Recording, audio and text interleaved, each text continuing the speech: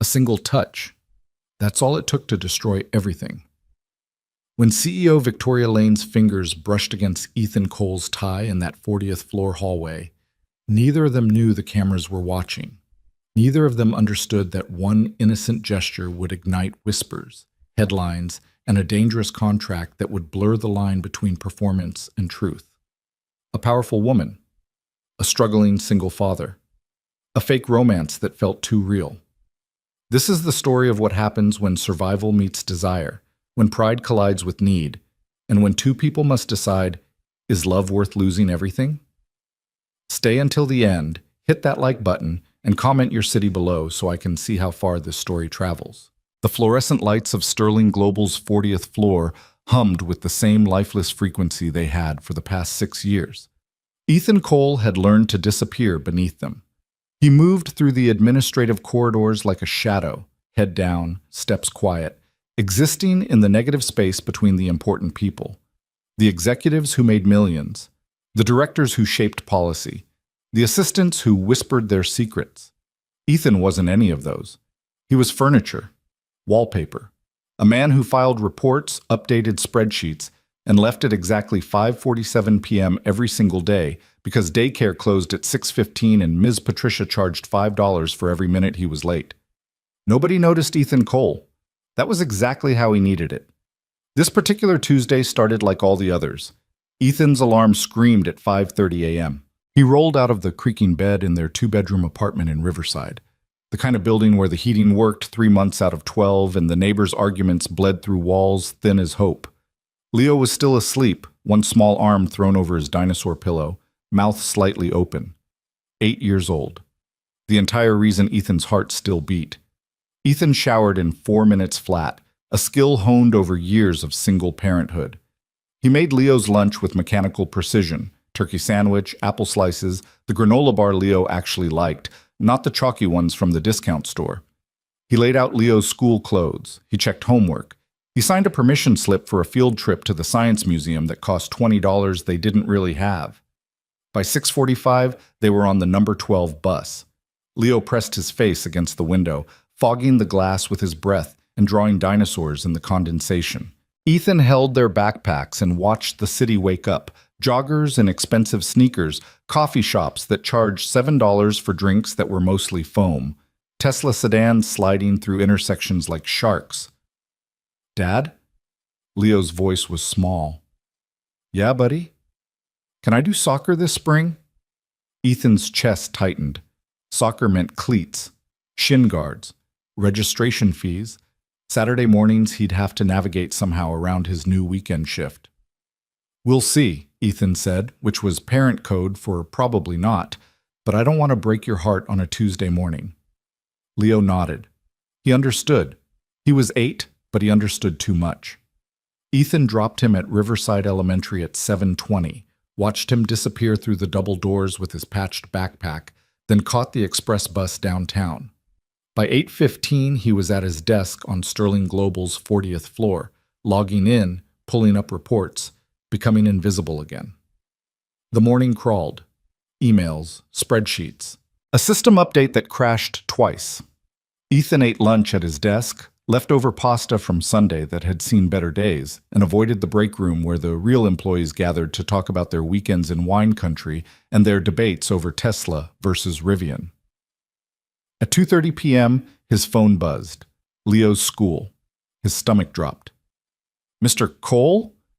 This is Nurse Henderson. Leo's fine, but he's complaining of a stomach ache. Can you—" "I'll be there in 30 minutes. He hung up. Stared at his screen. He had 17 reports due by end of day. His supervisor, Margaret Chen, had already emailed twice about timelines. Leaving meant staying late. Staying late meant missing pickup. Missing pickup meant Fei Yong he couldn't afford, and Ms. Patricia's disappointed face. Ethan grabbed his jacket. He was halfway to the elevator, mind racing through logistics, bus routes, timing, whether Leo was actually sick or just anxious about the math test tomorrow, when he collided with something solid. Not something. Someone. "I'm so sorry. I wasn't—" Ethan started, stepping back, already apologizing, already shrinking. Then he looked up.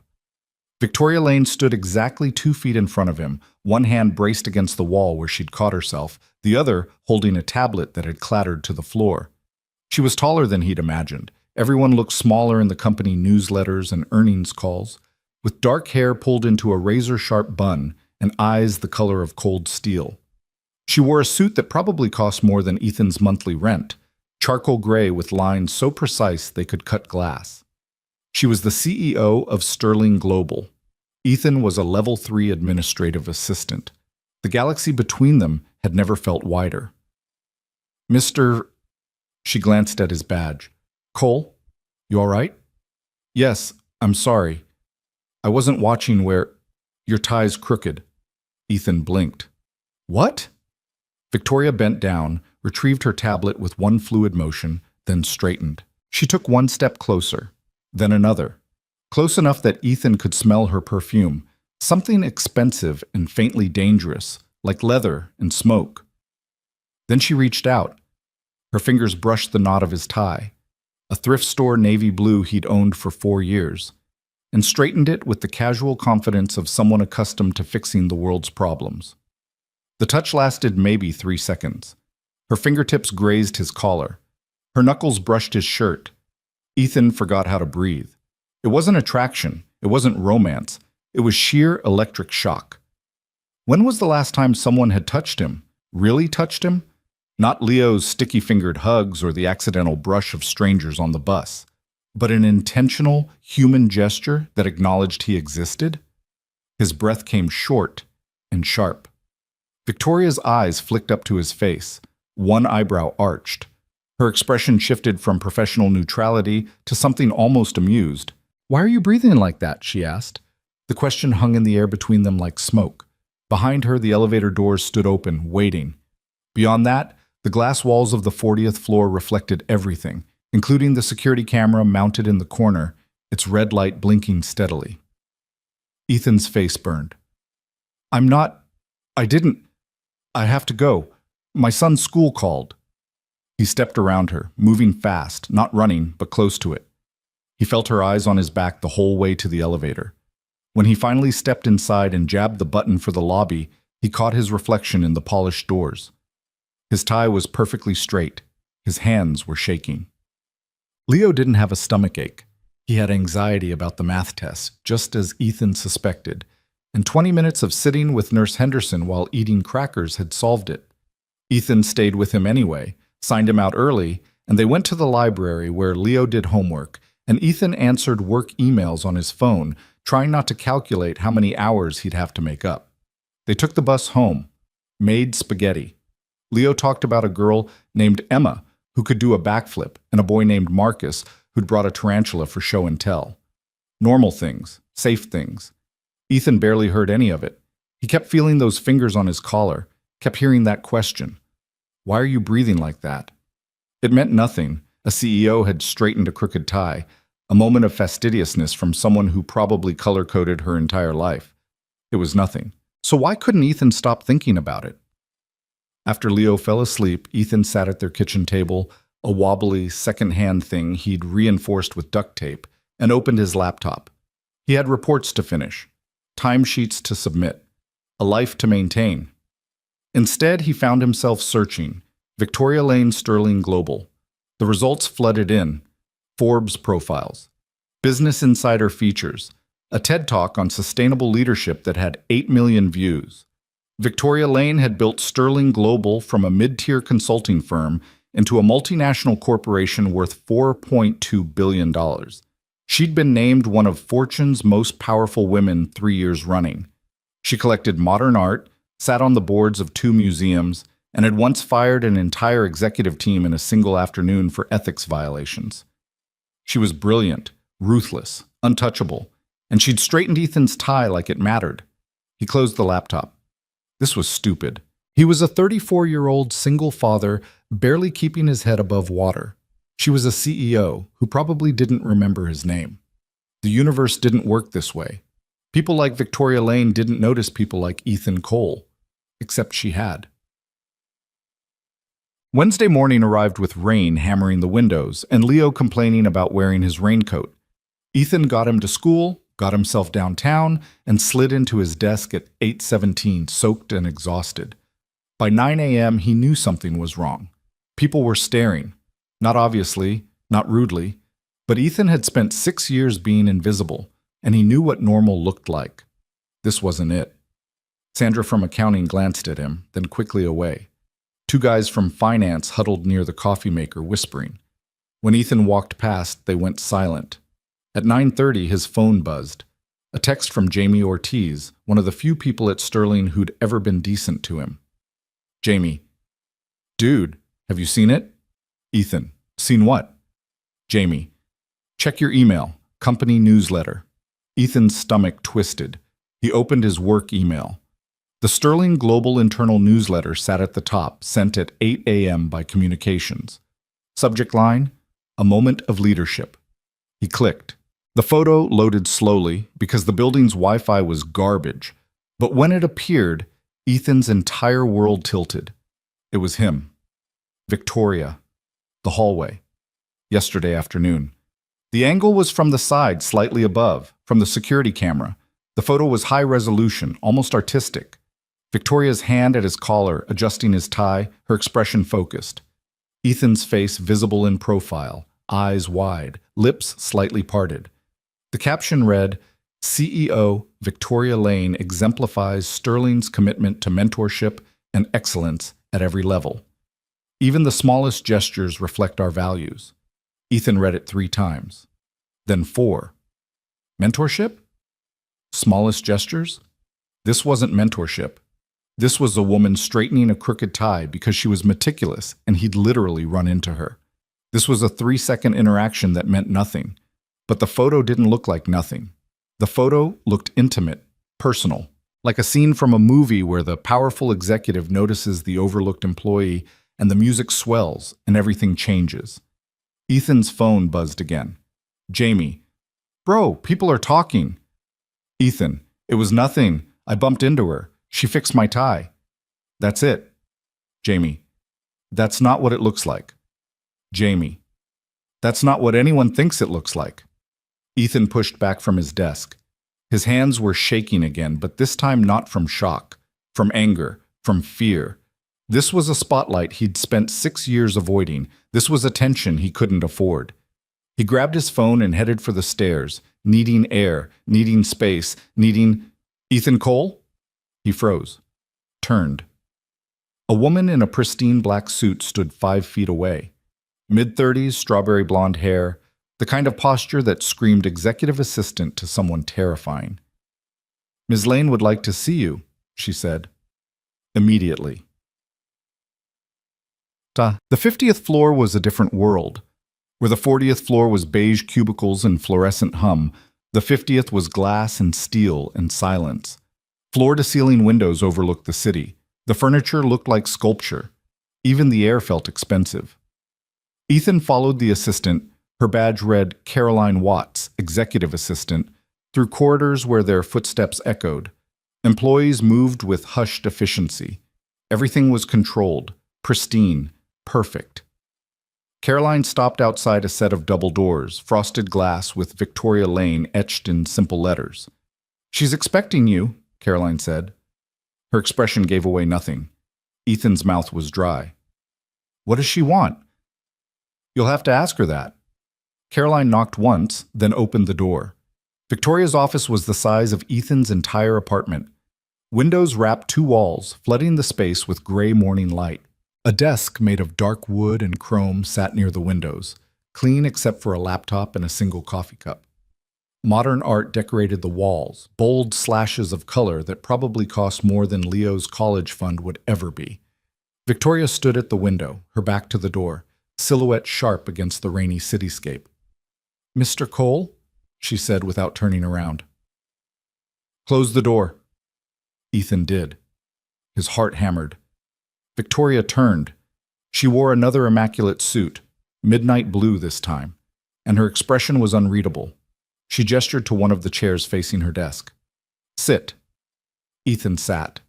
The chair was leather, probably Italian, designed for executives who made decisions worth millions. He felt like a kid called to the principal's office. Victoria moved to her desk but didn't sit. She stood, arms crossed, studying him with those steel gray eyes. "I assume you've seen the newsletter," she said. "Yes? And I assume you understand the implications." Ethan's voice cracked. He cleared his throat. "It was nothing. I bumped into you. You straightened my tie, that's all." "I'm aware of what happened, Mr. Cole. I was there." Her tone was dry. "But perception matters more than truth in buildings like this. I didn't ask for, neither did I." Victoria picked up her coffee cup, took a sip, set it down with precision. "But here we are. By noon, that photo will be on 6 different office gossip threads. By tomorrow, it'll be speculated about in industry blogs. By next week, someone will have crafted a narrative that serves their purposes, not ours." "What do you want me to do?" Ethan asked. I can send an email, clarify that it was nothing, that I'm just—" "Nobody," Victoria finished. Her expression didn't change. "You were going to say you're nobody, weren't you?" Ethan's face burned. "That's not—" "It's exactly what you were going to say." She moved around the desk, closer, and Ethan fought the urge to stand, to step back, to run. "Ethan Cole, Level 3 Administrative Assistant, 6 years at Sterling, no promotions, no disciplinary actions, no presence whatsoever. You're the definition of invisible." Each word landed like a punch, because it was true, all of it. "Which," Victoria continued, "makes you perfect." Ethan blinked. Perfect for what? Victoria sat on the edge of her desk, an oddly casual gesture that somehow made her more intimidating, not less. "How much do you know about my personal life, Mr. Cole?" "Nothing," Ethan said honestly. I don't follow that stuff." "Smart man." She smiled, but it didn't reach her eyes. "Here's what you need to know. I'm 38 years old. I've built Sterling Global into a $4 billion company. I sit on 8 boards. I have a 60-hour work week and a reputation for being brilliant, demanding, and utterly unavailable." She paused. "The board thinks that's a problem." Ethan frowned. "Why?" "Because powerful single women make people uncomfortable. We're threatening, unnatural. There must be something wrong with us if we're not balancing a marriage and 2.5 children alongside our empires." Her voice dripped sarcasm. "So they've spent the last year suggesting I need to soften my image, be more relatable, show that I have a personal life." "That's insane," Ethan said before he could stop himself. Victoria's smile sharpened. "Yes, but it's reality, and yesterday you handed me an opportunity." Ethan's stomach dropped. "What kind of opportunity?" Victoria stood, walked to the window, looked out at the rain-soaked city. "That photo," she said, "tells a story. A powerful woman. An overlooked employee. A moment of personal attention that humanizes me and elevates you. It's already sparking conversation, interest, curiosity." She turned back to him. "I want to use it." The words hung in the air like a threat. "Use it how?" Ethan asked, though he already knew, already felt the trap closing. "I need someone to date publicly for the next 6 months, Victoria said, voice calm and businesslike, like she was negotiating a contract, which, Ethan realized with growing horror, she was.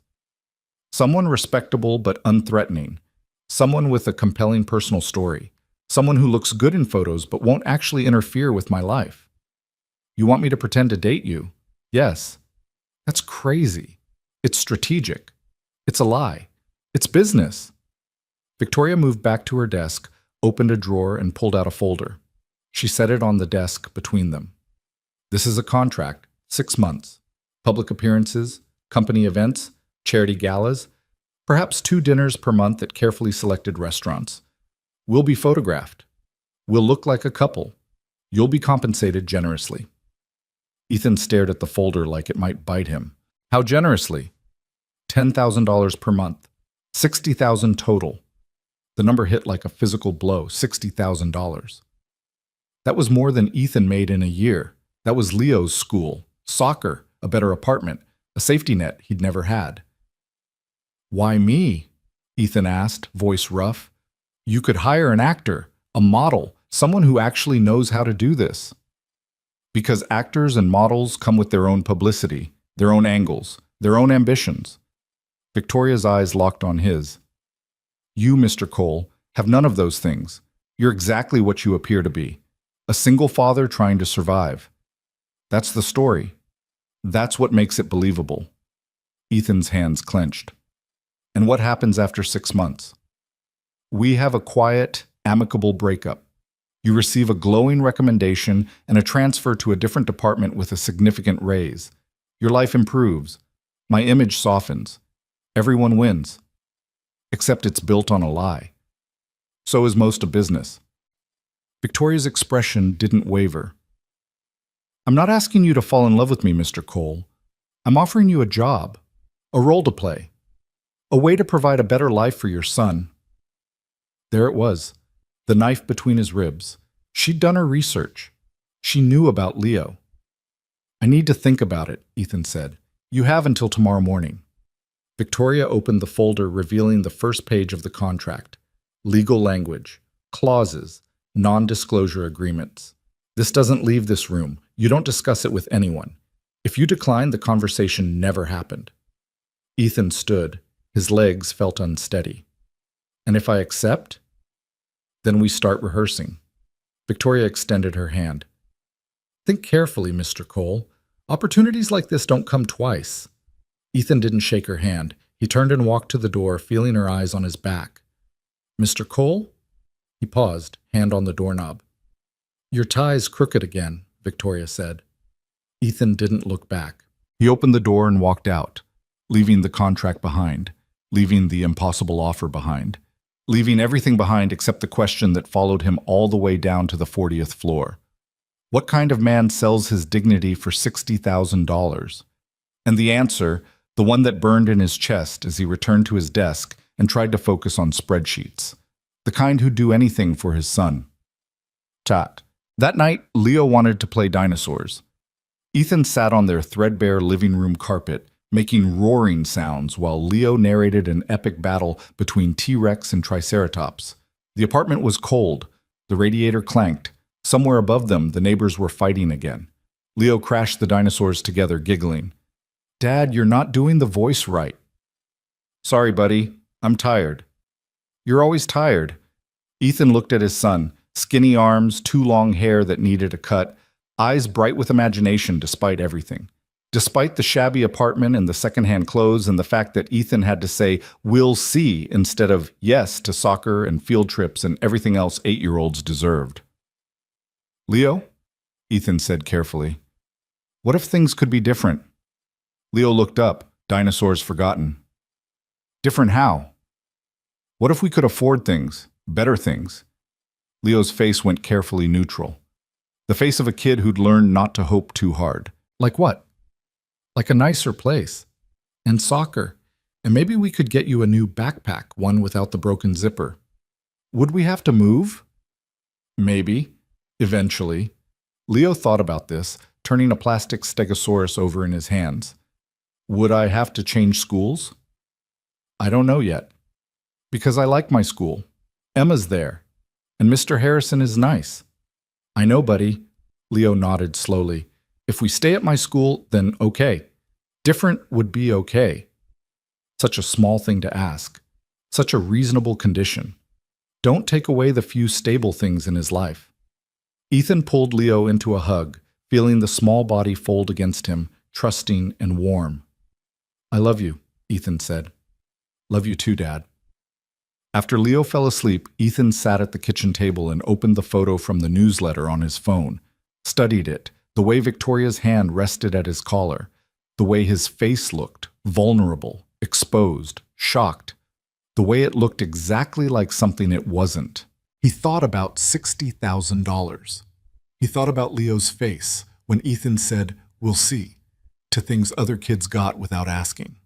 He thought about the weight of 6 years of invisibility and what it would mean to step into the light, even if the light was artificial, manufactured, a spotlight built on lies. He thought about what kind of man he wanted to be. Then he thought about what kind of father he needed to be. At 11 p.m., Ethan opened his laptop and composed an email to Victoria Lane's executive assistant. Ms. Watts, please inform Ms. Lane that I accept her offer. I'm available to discuss details at her convenience. Ethan Cole. He read it 3 times. His finger hovered over the send button. This is insane, part of him whispered. This is wrong. This is selling yourself. This is survival, another part answered. This is giving Leo a chance. Ethan closed his eyes, took a breath, sent the email. The reply came in 4 minutes. Mr. Cole, Ms. Lane will see you tomorrow at 7 a.m., 50th floor. Come prepared to work. Caroline Watts. Ethan shut the laptop, sat in the dark kitchen while the radiator clanked and the city hummed beyond their thin walls. He'd just agreed to pretend to date one of the most powerful women in the city, to lie to everyone, to perform a relationship for money while keeping his real life, his son, his struggles, his truth, hidden behind a manufactured smile. In 6 months, it would be over. He'd have money, security, a better life for Leo. All he had to do was forget who he was for a while. All he had to do was become someone else. Ethan looked at the framed photo on the kitchen counter, him and Leo at the zoo last summer, both of them laughing, cotton candy stained and happy, in a rare moment of pure joy. I'm sorry, he whispered to the photo, to Leo, to himself. Then he went to bed and didn't sleep at all. Because tomorrow, Ethan Cole would stop being invisible. And he had no idea who he'd become instead. 7 a.m. came too fast and felt like walking into an execution. Ethan stood outside Victoria's office, wearing the same navy tie she'd straightened 2 days ago, wondering if that was stupid or strategic. His shirt was pressed. He'd done it himself at 5:30 that morning while Leo still slept, burning his thumb on the iron because his hands wouldn't stop shaking. The suit was his only one, purchased 4 years ago for a job interview that hadn't panned out, slightly tight in the shoulders now, but passable. He'd told Leo he had an early meeting. Not a lie, technically. Just not the whole truth. The whole truth was that Ethan was about to sell something he couldn't get back, and he wasn't sure if that something was his dignity or his soul. Caroline Watts appeared exactly at 7, her timing so precise Ethan suspected she'd been waiting around the corner with a stopwatch. Mr. Cole, right on time. She gave him a clinical once-over, the way a scientist might examine a specimen. Follow me. The office looked different in morning light, less intimidating somehow, or maybe Ethan was just too exhausted to feel proper fear. Victoria stood at her desk, pouring coffee from a French press that probably cost more than Ethan's monthly grocery budget. She wore charcoal gray today, hair pulled back in that same severe bun, and when she glanced up at him, her expression was completely neutral. Coffee? She offered. Yes, please. She poured a second cup, handed it to him. The mug was warm. The coffee smelled expensive, dark, and complex. Nothing like the break room sludge Ethan usually choked down. Sit, Victoria said. Ethan sat, sipped the coffee. It was perfect, which somehow made everything worse. Victoria settled into her chair, opened a tablet, and swiped through something. Before we begin, I need absolute clarity. You've read the contract? I skimmed it last night. Her eyes flicked up. Skimmed? I'm not a lawyer. Half of it didn't make sense. Then let me simplify. Victoria set down the tablet. For the next 6 months, you will attend public functions with me as my romantic partner. We will be photographed together. We will appear in media coverage. You will be affectionate but not inappropriate, respectful but not distant. The goal is to present a relationship that looks genuine to outside observers, while actually being completely fake. While being a professional arrangement, yes. She didn't flinch from the word. In exchange, you receive $10,000 per month, paid in increments. At the conclusion of the 6 months, you receive a transfer to a senior administrative position in our Denver office, higher pay, better benefits, and far enough away that our breakup will seem natural. Denver, Ethan repeated. That's across the country. That's the point. Clean break. No lingering questions. What if I don't want to move to Denver? Then we negotiate a different position. But distance is advisable. Victoria leaned forward. Mr. Cole, this arrangement only works if it has a believable ending. 2 people who work in the same building don't just drift apart. One of us needs to relocate. Ethan's stomach churned. And it can't be you. I'm the CEO. I'm not going anywhere. Of course not. In this equation, Ethan was the variable, the one who could be moved, adjusted, disappeared when convenient. What about Leo? Ethan asked. My son. Does he know about this? That's your decision. The contract requires discretion, but doesn't dictate how you manage your personal life. So I'm supposed to lie to an 8-year-old about why I'm suddenly dating my boss. Victoria's expression flickered, something almost like discomfort. You're supposed to do what parents do. Protect him and provide for him. If that requires some creative explanation of your work responsibilities, I trust you'll find appropriate language. Creative explanation. Like that made it better. Ethan set down his coffee cup. When does this start? Tonight. Tonight. There's a charity gala, art museum fundraiser, black tie, 500 guests, extensive media coverage.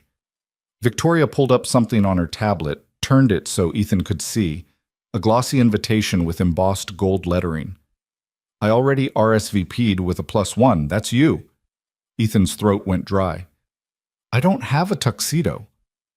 Caroline will handle that. She'll take your measurements this morning and have something delivered to your apartment by 4 p.m. I can't afford. This is a work expense. Everything related to public appearances is covered. Victoria's tone was matter-of-fact, like she was discussing office supplies. The tuxedo, the dry cleaning, the car service, all of it. You won't spend a dime of your own money. Except his self-respect, Ethan thought, but didn't say. Victoria stood, moved to the window, looked out at the city waking up. I know what you're thinking, Mr. Cole, that this is beneath you, that you're selling out, that good men don't take money for pretending to feel something they don't. Ethan said nothing, because she was right. But let me tell you what I see, Victoria continued, still facing the window. I see a man who's been invisible for 6 years because being noticed is dangerous when you're barely surviving. I see someone who makes his son's lunch every morning and takes 2 buses to drop him at school because you can't afford a car. I see exhaustion. I see pride that's eating you alive because you can't give your child the life he deserves. Each word landed like a scalpel, precise and cutting. And I see an opportunity, Victoria said, turning back to face him. Not just for me, for you, to take one risk, one uncomfortable, imperfect compromise, and change everything. 6 months of discomfort in exchange for years of security. That's not selling out. That's survival. Ethan met her eyes. And what do you get out of this? Really? Victoria smiled, cold and sharp. I get the board off my back.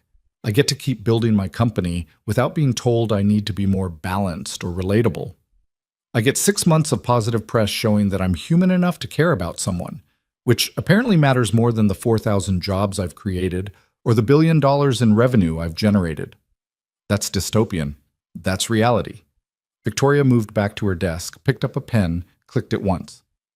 So, are you in, or are we done here? The question hung between them. Outside, the city hummed. Inside, the clock on Victoria's wall ticked steadily forward, each second a choice.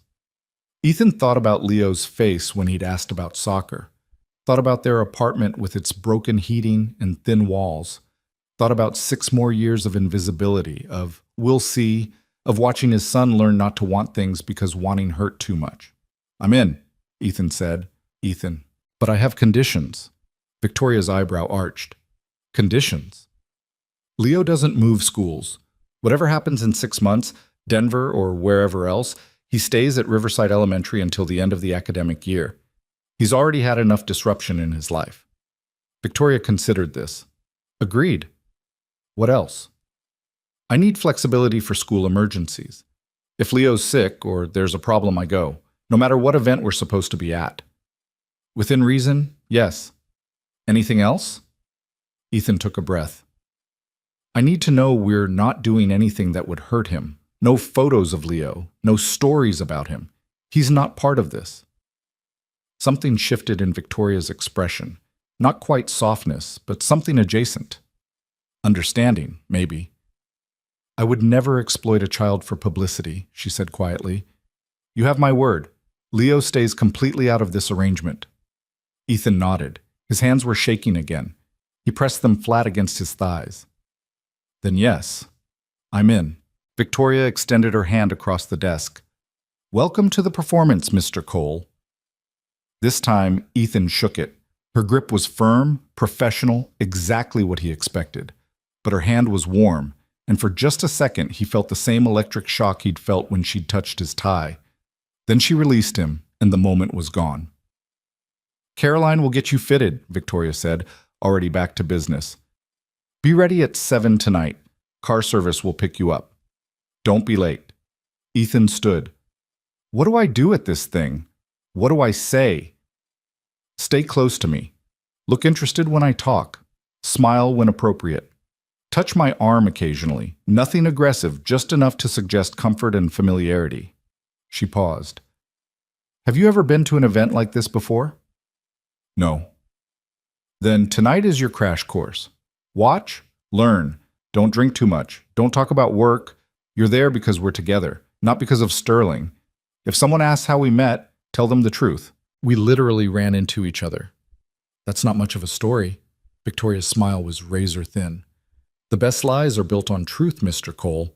People believe what they can see, and what they saw was that photo. Us in a hallway, my hand at your collar, your face looking like I'd just rewired your entire world. She tilted her head. All you have to do is let them think that moment meant more than it did. Ethan felt heat crawl up his neck. And what did it mean? It meant your tie was crooked. Victoria turned back to her computer, dismissing him. 7 p.m., don't forget. Ethan left the office, rode the elevator down to 40, and somehow made it to his desk before his legs gave out. He sat there staring at his screen, not seeing anything. He'd just agreed to fake date his CEO for $60,000. He'd just signed away 6 months of his life to a performance he didn't know how to give. He'd just chosen money over truth, security over integrity, survival over pride. And the worst part, the part that made his stomach twist, was that he'd do it again. He'd make the same choice every time, because loving Leo meant protecting him, and protection cost money he didn't have. His phone buzzed. A text from an unknown number. This is Caroline. I'll be at your desk in 10 minutes for measurements. Please be available. 10 minutes. Barely enough time to breathe. Ethan closed his eyes, counted to 10, and tried to remember who he'd been 3 days ago, before a crooked tie had changed everything. He couldn't quite picture it anymore. Shetzam. Caroline arrived with the tailor, an older man named Marco, who spoke little but measured everything twice with the precision of a surgeon. They did it right there at Ethan's desk, ignoring the stares from coworkers who definitely noticed the CEO's assistant measuring some random admin guy for formal wear. Arms up, Marco said. Ethan raised his arms. Tape measure wrapped around his chest, his waist, his shoulders. Inseam. Ethan stood very still while Marco measured his legs, deeply aware of Sandra from accounting watching from 2 desks over. The whole thing took 8 minutes. Marco made notes on a small pad, nodded to Caroline, and disappeared. The tuxedo will be at your residence by 4, Caroline said. Shoes, shirt, cufflinks, the complete ensemble. A car will arrive at 6:45. Don't be late. She left before Ethan could respond. He sat back down. His computer had gone to screen sleep. When he moved the mouse, 17 new emails waited, all routine, all requiring the kind of focus he absolutely didn't have. Jamie appeared at the cubicle wall. Dude, what was that about? Work thing, Ethan said. Work thing? Caroline Watts doesn't measure people for work things. She barely acknowledges us mortals exist. Jamie leaned closer. This is about that photo, isn't it? The tie thing? It's nothing. It's clearly something. Everyone's talking about it. Let them talk. Jamie studied him. You okay, man? You look like you're about to pass out. I'm fine. Ethan forced himself to focus on the screen. Just have a lot going on. Yeah, I bet. Jamie lingered a moment longer, then clapped him on the shoulder. Hey, whatever this is, don't let them screw you over. People at the top, they're good at that. Ethan nodded, not trusting his voice. Jamie left. Ethan stared at his emails and tried to work, but the words blurred together. All he could think about was tonight, a room full of wealthy strangers, cameras, Victoria's hand on his arm, his hand on her waist, both of them pretending to be something they weren't. His phone buzzed. Leo's school. His heart jumped. "Mr. Cole, this is Ms. Patterson from the office. Nothing's wrong, but Leo forgot his lunchbox. Is it possible for you to, I'll be there in 30 minutes. He grabbed the lunchbox from his bag. Leo had been distracted this morning, worried about a spelling test, and headed for the elevator. This time, he didn't run into anyone.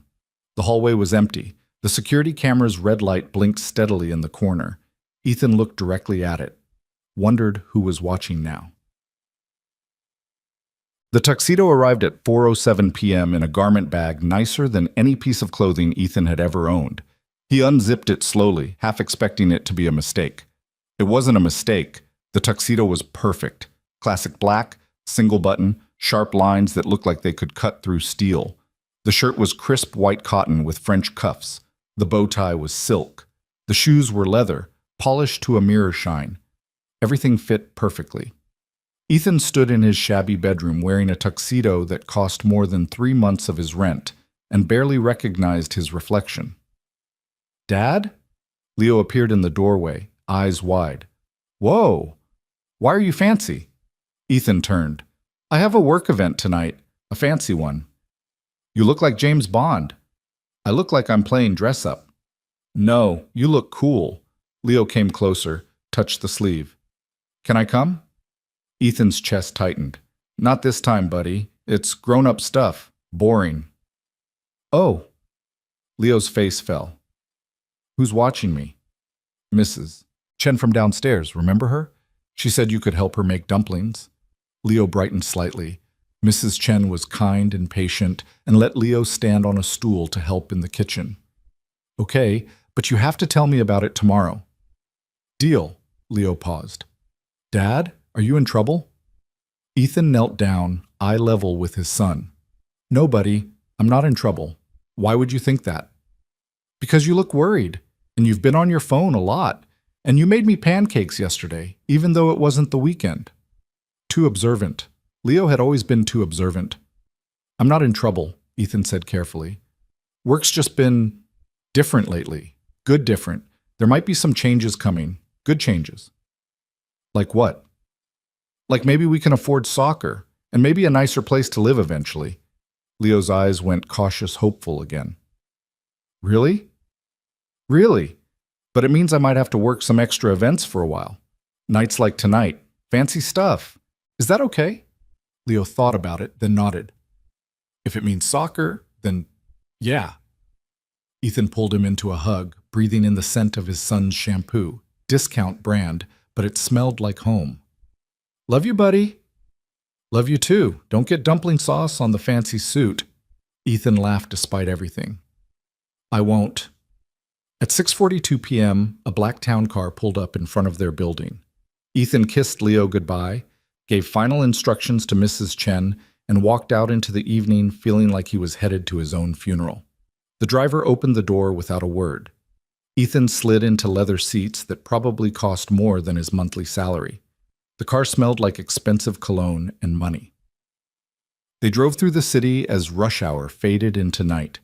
Ethan watched people on sidewalks, hurrying home, grabbing dinner, living normal lives. He'd been one of them 48 hours ago. Now he was in a town car, wearing a borrowed tuxedo, on his way to pretend to be someone's boyfriend for money. The car pulled up to the museum, a massive stone building with columns and steps and lights that made it glow like a palace. People in formal wear climbed the steps in clusters, laughing, comfortable, belonging. Ethan didn't belong here. The driver opened his door. "Ms. Lane is waiting inside, sir." "Sir?" When was the last time anyone had called Ethan sir? He climbed out, straightened his bow tie, took one breath, then another. Then he climbed the steps and walked into a world he'd only ever seen in movies. The museum's main hall was transformed. Crystal chandeliers threw golden light across marble floors. Waiters in white jackets circulated with champagne and hors d'oeuvres that were probably meant to be eaten in one bite, but looked too pretty to touch. Women wore gowns that cost more than cars.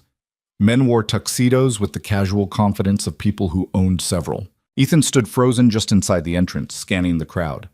There you are. He turned. Victoria appeared at his elbow like she'd materialized from air. She wore a floor-length gown in deep emerald green, sleeveless, elegant, with her dark hair swept up to expose her neck and shoulders. She looked like power dressed in silk. You clean up well, she said, giving him a quick assessment. The tuxedo fits. Thanks. You look... Ethan's brain stalled. What did you say to your fake girlfriend who was actually your boss? Nice. Her mouth quirked. Nice? I mean, good. Great. You look great. Relax, Mr. Cole. You're allowed to compliment me. She took his arm, her hand resting lightly in the crook of his elbow. Now smile. We're being watched. Ethan smiled. It felt like rigor mortis. Victoria guided him into the crowd, moving with the ease of someone who'd attended 1,000 events like this. People gravitated toward her, board members, donors, executives from other companies. She introduced Ethan each time. This is Ethan Cole. Just that. No explanation, no context, just his name, delivered with the implication that he mattered. People shook his hand, asked polite questions. Where did he work? Sterling Global. What did he do? Administrative operations, vague enough to mean nothing. How did he and Victoria meet? That one made Ethan's pulse spike every time. We ran into each other, Victoria said smoothly. Literally. Ethan wasn't watching where he was going, I wasn't either, and somehow we ended up talking. She glanced at him, and something in her expression shifted. Warmer, softer, completely artificial. Best collision of my life. The way she said it, people believed her. They smiled, they nodded. They looked at Ethan with new interest, like maybe he was more than he appeared. It was terrifying how good she was at this. They moved through the gallery, past abstract paintings and sculptures that probably had deep meaning Ethan didn't understand. Victoria's hand stayed on his arm, light but constant. Occasionally she'd lean close and murmur something. That's Senator Crawford, avoid him. Or, the woman in red is donor relations, be polite. And Ethan would nod like he understood the game. A photographer appeared, camera raised. Ms. Lane, can we get a photo? Victoria turned, pulling Ethan with her. Of course. She moved into position naturally, one hand still on his arm, the other resting lightly at her side. Ethan stood there like a statue until he felt her fingers press gently against his elbow. Relax, the pressure seemed to say. Breathe. He tried. Put his arm around her waist, carefully, the way he'd seen men do in photographs. She fit against his side perfectly, like they'd done this 1,000 times. The photographer snapped several shots. Beautiful couple, the photographer said. Ethan's face burned. Victoria just smiled. They moved on. More introductions, more careful conversations. Ethan's cheeks hurt from smiling. His feet hurt from standing. He grabbed a glass of champagne from a passing waiter just to have something to do with his hands. Sip it, Victoria murmured. Don't gulp. Ethan sipped. It tasted expensive and made him feel like an imposter. Victoria Lane, fancy seeing you here. The voice came from behind them, smooth and faintly mocking. Victoria's hand tightened on Ethan's arm, just for a second, but he felt it. They turned. A man approached, mid-40s, silver-haired, wearing a tuxedo that screamed custom-tailored wealth. His smile was sharp. Marcus, Victoria said evenly, how unexpected. I could say the same about your date. Marcus's eyes slid to Ethan, assessing. I don't believe we've met. Marcus Hendricks, Hendricks Capital. Ethan shook his hand. Marcus's grip was aggressive, the squeeze of someone who needed to prove dominance. Ethan Cole. And what do you do, Ethan? I work at Sterling. In what capacity? The question was a trap. Ethan felt it, even if he couldn't articulate why. Operations, he said vaguely. Marcus smiled wider. Operations. How charmingly modest. He turned back to Victoria. I heard an interesting rumor. Something about Sterling looking into sustainable energy acquisitions. Rumors aren't facts, Marcus. You know that. Of course. But they're often rooted in truth. Marcus sipped his drink. If Sterling were pursuing such acquisitions, hypothetically, Hendricks would be very interested in partnering. We have infrastructure that could... This is a charity event, not a negotiation, Victoria cut in, voice pleasant but steel underneath. If you want to discuss business, call Caroline and schedule a meeting. Marcus's smile didn't waver. Of course. Enjoy your evening. His eyes flicked to Ethan one more time. Both of you. He walked away. Victoria's grip on Ethan's arm loosened. Who was that? Ethan asked quietly. Marcus Hendricks. Billionaire, venture capitalist, professional vulture. Victoria's jaw was tight. He's been trying to get Sterling to partner with him for 3 years. I've declined every time. Why? Because he's sloppy, aggressive, and he doesn't respect boundaries. She glanced at Ethan. The fact that he's here tonight asking about acquisitions means someone leaked information they shouldn't have. I'll deal with it tomorrow. Ethan heard the edge in her voice. Anger, tightly controlled. Are you okay? He asked. Victoria blinked, like the question surprised her. Yes? Why? You seem tense. I'm always tense at these things. It's performance, just like what you're doing. She adjusted her grip on his arm, gentler now. Come on. One more round of schmoozing and we can escape. They circulated for another 30 minutes. More introductions. More careful smiles. Ethan's performance improved slightly. He learned to laugh at jokes he didn't understand, to nod at conversations about market trends and portfolio diversification that meant nothing to him. He learned to stand close to Victoria without touching her inappropriately, to project warmth without overstepping. He learned to lie with his body language. Finally, Victoria murmured, We're leaving. Say goodbye to no one, we just slip out. They made their way toward the exit. Ethan felt eyes tracking them, curious, speculative, probably already crafting narratives about the CEO and her mysterious date. Outside, the night air was cool and clean. Ethan breathed it in like a drowning man surfacing. The town car waited. They slid into the back seat and the door closed, sealing them in leather-scented silence. For a long moment, neither spoke. The car pulled away from the museum, merging into traffic. You did well, Victoria said finally. Better than I expected. I felt like a trained monkey. That's what these events are. Trained monkeys in expensive clothes. She kicked off her heels, grimacing slightly. The trick is looking like you enjoy it. Ethan loosened his bow tie. How do you do this all the time? Practice, and a deep well of resentment that I channel into productivity. She glanced at him. You're wondering if it's always this fake? Yes. Victoria smiled, tired and genuine for the first time all night. It is. Every handshake, every smile, every conversation about market trends that people pretend to care about. All of it's performance. The difference is that most people have been doing it so long they've forgotten their acting. That's depressing. That's business. She looked out the window. But you did well tonight, Ethan. You held your own. Nobody questioned you. Nobody made you uncomfortable. Except Marcus. Marcus makes everyone uncomfortable. That's his strategy. Victoria's expression hardened.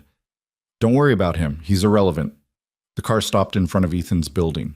The driver opened the door. Same car will pick you up Sunday at 6, Victoria said. Dinner at Arcadia. Just the two of us. But there will be photographers.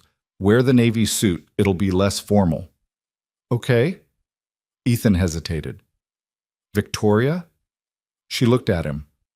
Thank you. For tonight. For the tuxedo and the car and all of it. Something flickered in her expression.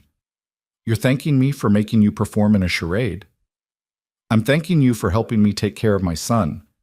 Victoria held his gaze for a long moment. Then she nodded, just slightly. Get some rest, Ethan. You earned it. Ethan climbed out. The car pulled away, taillights disappearing into the night.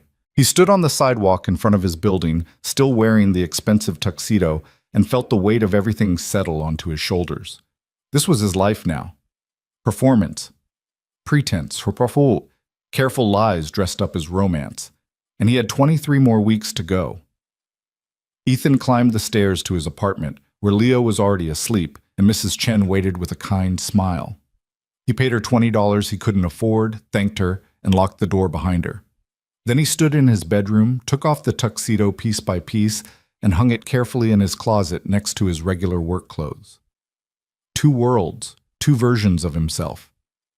He didn't know which one was real anymore. The next 3 weeks became a rhythm Ethan both learned and resented. Monday through Friday, he was invisible again. Desk 40, spreadsheets, the familiar hum of fluorescent obscurity.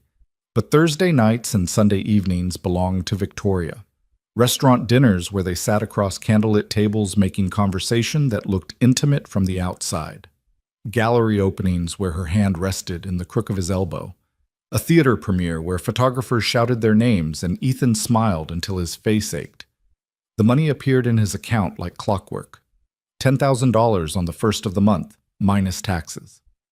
Ethan stared at the balance, feeling equal parts relief and revulsion. He paid 2 months ahead on rent, registered Leo for spring soccer, bought groceries without checking prices. Small luxuries that felt enormous. New sneakers for Leo, a winter coat that wasn't secondhand, dinner from somewhere other than the dollar menu. Leo noticed but didn't ask many questions. He was 8, and 8-year-olds accepted that sometimes dads had extra work that meant new backpacks, and yes, instead of we'll see. Mrs. Chen watched him on event nights, and Leo seemed happy making dumplings and learning Mandarin phrases, unaware that his father was slowly disappearing into someone else. The fourth Thursday, Ethan made a mistake. They were at Meridian, a restaurant so expensive the menu didn't list prices. Victoria wore black, always black or gray or navy. Power colors, she called them. Ethan had learned to wear his suits with confidence he didn't feel, to order wine he couldn't pronounce, to laugh at appropriate moments during conversations about art installations and fiscal quarters. They were halfway through the main course when Victoria's phone buzzed. She glanced at it, and Ethan saw her expression shift, just slightly, a tightening around her eyes. "Excuse me," she murmured, setting down her fork with precise control. "I need to take this." She stepped away from the table, phone pressed to her ear, moving toward the restaurant's entrance. Ethan watched her through the window, saw the rigid set of her shoulders, the sharp gestures she made with her free hand. Whatever the call was, it wasn't good news. She returned 5 minutes later, composed but brittle. "Everything okay?" Ethan asked. "Fine." She picked up her wine glass, took a long sip. "Just work." "You sure? You look—" "I said it's fine, Ethan." Her voice was sharp enough to cut. Ethan retreated. They finished the meal in near silence, making only enough conversation to maintain appearances for the other diners and the photographer he'd spotted lingering near the entrance. When the car dropped Ethan at his building that night, Victoria barely said goodbye. The next morning, he found out why. The headline hit Bloomberg at 9 a.m. Sterling Global CFO resigns amid accounting irregularities investigation. Ethan read the article 3 times at his desk, each pass making his stomach sink lower. Sterling's chief financial officer, a man named Robert Chen, who Ethan had maybe seen twice in 6 years, had resigned effective immediately. The board had launched an internal investigation into potential accounting discrepancies in the Asia-Pacific division. Stock prices had dropped 4% in pre-market trading. By noon, the office was chaos. Executives held emergency meetings behind closed doors. Rumors spread like wildfire. Embezzlement, fraud. Someone said the SEC was involved. People spoke in hushed clusters, eyes wide with the particular fear that came when the ship you were on started taking water. Ethan tried to focus on work and failed completely. He kept thinking about Victoria's face last night, that brittle control. She'd known. She'd probably known for days and couldn't say anything, not even to him, because he wasn't actually her partner. He was an employee playing a role. At 2 p.m., his phone buzzed. "Victoria, need you tonight. Emergency board dinner, car at 6. Ethan stared at the message. Tonight was Friday. They didn't have anything scheduled until Sunday, and Leo had a soccer game at 6:30, his first one, the thing Ethan had been able to say yes to because of this whole arrangement. "Ethan, I have something with my son tonight. Can we reschedule?" The response came fast. "Victoria, this isn't optional. The board wants to see stability. That includes me. 6 p.m. Ethan's hands tightened around his phone. He thought about the contract, about the clause that said reasonable flexibility for family emergencies. But this wasn't Leo being sick. This was a soccer game. 1 game out of 12, not technically an emergency. He typed and deleted 3 responses before settling on one. "Ethan, I'll be there." Then he called Mrs. Chen and asked if she could take Leo to the game. Her kind voice on the other end, "Of course, Ethan, don't worry," made him feel like the worst father alive. When he picked Leo up from school that afternoon, he knelt down in the parking lot and broke the news. "Buddy, I'm so sorry, but I have to work tonight. Mrs. Chen is going to take you to your game." Leo's face crumpled, then recovered, with the speed of a kid who'd learned disappointment was safer swallowed than expressed. "It's okay." "It's not okay. It's your first game. I should be there." "You said work was important. The fancy stuff." Leo kicked at a pebble. "It's fine." "Leo, Dad, really? It's fine." But his voice was small, and he wouldn't meet Ethan's eyes. Ethan pulled him into a hug. "I'll make it up to you. I promise." Leo nodded against his shoulder. They drove home in silence. At 6 p.m., Ethan climbed into the town car wearing his Navy suit and hating himself. The car drove across town to a private club Ethan didn't know existed. The kind of place with no sign, just a discreet door and a man in a suit who checked names against a list. Inside was all dark wood and leather, oil paintings and hushed voices, the smell of old money and older secrets.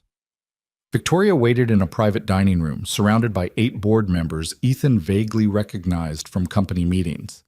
They were all men, all over 50, all wearing expressions of carefully controlled concern.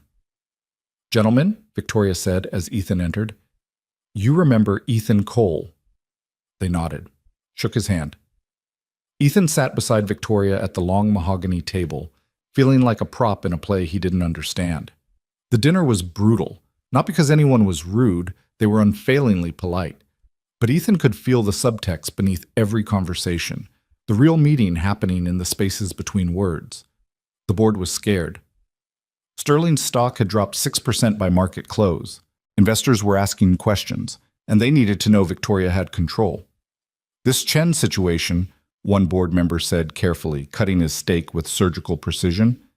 "Do we know the full scope?" "Investigation is ongoing," Victoria replied, voice steady, "but I'm confident we'll resolve it quickly and transparently. The optics are concerning, coming on the heels of the Donovan acquisition. The Donovan acquisition was successful and profitable. This is unrelated. But perception is manageable." Victoria's tone could have frozen water. "I've handled crises before. This is no different." Another board member leaned forward. "Victoria, no one's questioning your competence, but the shareholders are nervous. We need to project stability across all fronts." His eyes flicked to Ethan, just briefly, but the meaning was clear. "Even your personal life needs to look stable." Ethan felt Victoria's hand find his under the table, fingers lacing through his own. The touch was warm, solid, completely for show. He squeezed back, playing his part. "I appreciate your concern," Victoria said, "but Sterling is stronger than one bad actor. We'll weather this." The conversation moved on. Ethan said almost nothing, just sat there holding Victoria's hand and being visible proof that she was human, balanced, someone who had a life beyond boardrooms and crises. When they finally escaped 2 hours later, Victoria was silent in the car. Ethan watched the city slide past the windows, thinking about Leo's game, wondering if they'd won, if his son had looked for him in the stands and felt that particular ache when he wasn't there. "I'm sorry about tonight," Victoria said quietly. Ethan turned. "What?" "I know you had plans. With Leo." She stared straight ahead. "I wouldn't have called if it wasn't necessary." "Would you have told me what was happening with the CFO?" Victoria's jaw tightened. "You don't have security clearance for that information." "I'm not asking as an employee, I'm asking as—" Ethan stopped. "As what? Her fake boyfriend? Her paid escort? As someone who's supposed to support you. How can I do that if I don't know what I'm supporting?" "You did exactly what you needed to do tonight. You were there, you looked stable and supportive. That's the job." "The job," Ethan repeated. The word tasted bitter. Victoria finally looked at him. "What do you want me to say, Ethan? That I'll tell you every crisis before it breaks? That I'll consult you on board decisions? We have an arrangement, a professional one. Tonight you fulfilled your end. I'll fulfill mine. By paying me." "Yes." The word hung between them like a wall. "I missed my son's first soccer game for this. Ethan said quietly, just so you know what it cost. Something flickered in Victoria's expression. Guilt, maybe, or regret. But it was gone too fast to be sure. I'm sorry, she said again. And this time she sounded like she meant it. The car stopped at Ethan's building. He climbed out without saying goodbye. Inside, Mrs. Chen reported that Leo's team had lost 3-1, but Leo had played well. Leo was already asleep, soccer uniform still on, one small hand clutching the participation medal they'd given him. Ethan sat on the edge of his bed and watched him breathe, feeling the weight of every choice that had led him here. $60,000. 6 months. A better life for his son. But what did it matter if Leo had new cleats and a nicer apartment if Ethan wasn't actually there? He didn't sleep that night. Just lay in bed staring at the ceiling, wondering when exactly he'd started losing himself. The weekend brought worse news. On Saturday, the Wall Street Journal ran a feature. Trouble at Sterling, CFO scandal raises questions about leadership. The article was brutal. It questioned Victoria's oversight, suggested she'd been too focused on expansion and not enough on internal controls, included quotes from unnamed sources calling her aggressive and difficult to work with, code words everyone understood. By Saturday afternoon, think pieces appeared on business blogs, many written by men who'd never run companies a tenth the size of Sterling, explaining what Victoria had done wrong. Ethan read them and felt sick. Sunday evening's dinner was at Arcadia again. Same table by the window, same performance. But something was different. Victoria looked tired, not just physically, though there were shadows under her eyes she'd covered with makeup, but tired in a deeper way. Worn down. How are you holding up? Ethan asked after they'd ordered. I'm fine. Victoria. I'm handling it, Ethan. The board is nervous but supportive. Our lawyers are managing the investigation. Stock prices will recover once we demonstrate control. She recited it like a script she'd memorized. Everything is fine. You don't look fine. Her eyes flashed.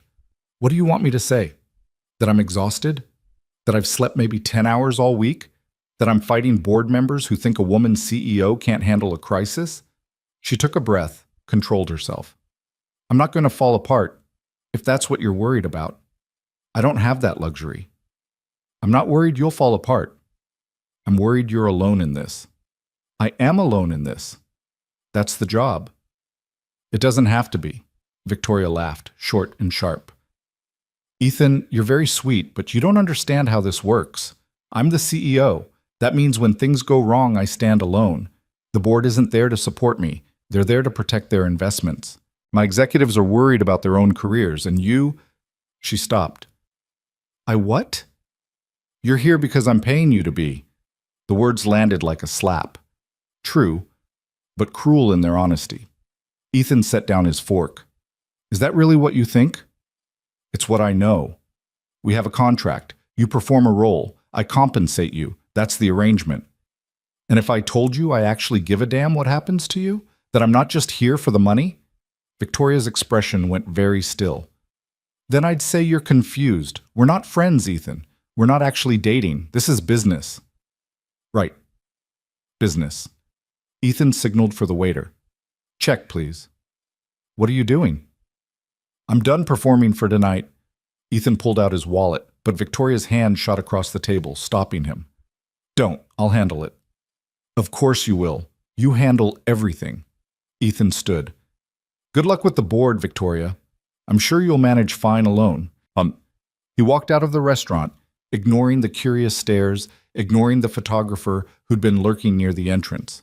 He walked 3 blocks before the adrenaline wore off and reality crashed in. He'd just walked out on Victoria Lane in the middle of a public dinner. He just violated the contract. He just destroyed the one thing keeping him and Leo afloat. Ethan's phone buzzed before he'd gone another block. Victoria. Get back here. He kept walking. Victoria. Ethan. We need to talk. Victoria. Fine. Car will pick you up tomorrow, 7 a.m. My office. This isn't negotiable. Ethan turned off his phone and went home. 7 a.m. came too fast. Ethan hadn't told Leo what happened, just got him ready for school with robotic efficiency, his mind racing through every possible scenario. Victoria would fire him, demand the money back, sue him for breach of contract. He'd lose everything. But when he walked into her office, Victoria didn't look angry. She looked exhausted. "Sit," she said. Ethan sat. Victoria moved to the window, arms crossed, silent for a long moment. When she finally spoke, her voice was quiet. "You were right last night. I was cruel. I'm sorry." Ethan blinked. "What?" "You didn't deserve that. What I said about the contract, about you only being here for money." She turned to face him. "It was unfair." "It was true." "Was it?" Victoria moved to her desk, leaned against it. "Because the Ethan who walked out of that restaurant last night wasn't performing. He was angry, genuinely angry. About me being alone, about me pushing you away." She paused. "That's not someone who's just here for a paycheck." Ethan didn't know what to say. "I've spent 20 years building walls," Victoria continued, "protecting myself, proving I don't need anyone. And I'm very good at it. Too good." She looked at him directly. "But you're right. I am alone. And maybe that's not strength. Maybe it's just fear dressed up as power." "Victoria, let me finish." She took a breath. "This arrangement we have, it was supposed to be simple, professional. You play a role, I pay you, nobody gets hurt. But somewhere in the last month, it stopped being simple, for me at least." Ethan's heart hammered. "What are you saying?" "I'm saying I look forward to our dinners. Not because they're useful for my image, but because you're interesting. You're real.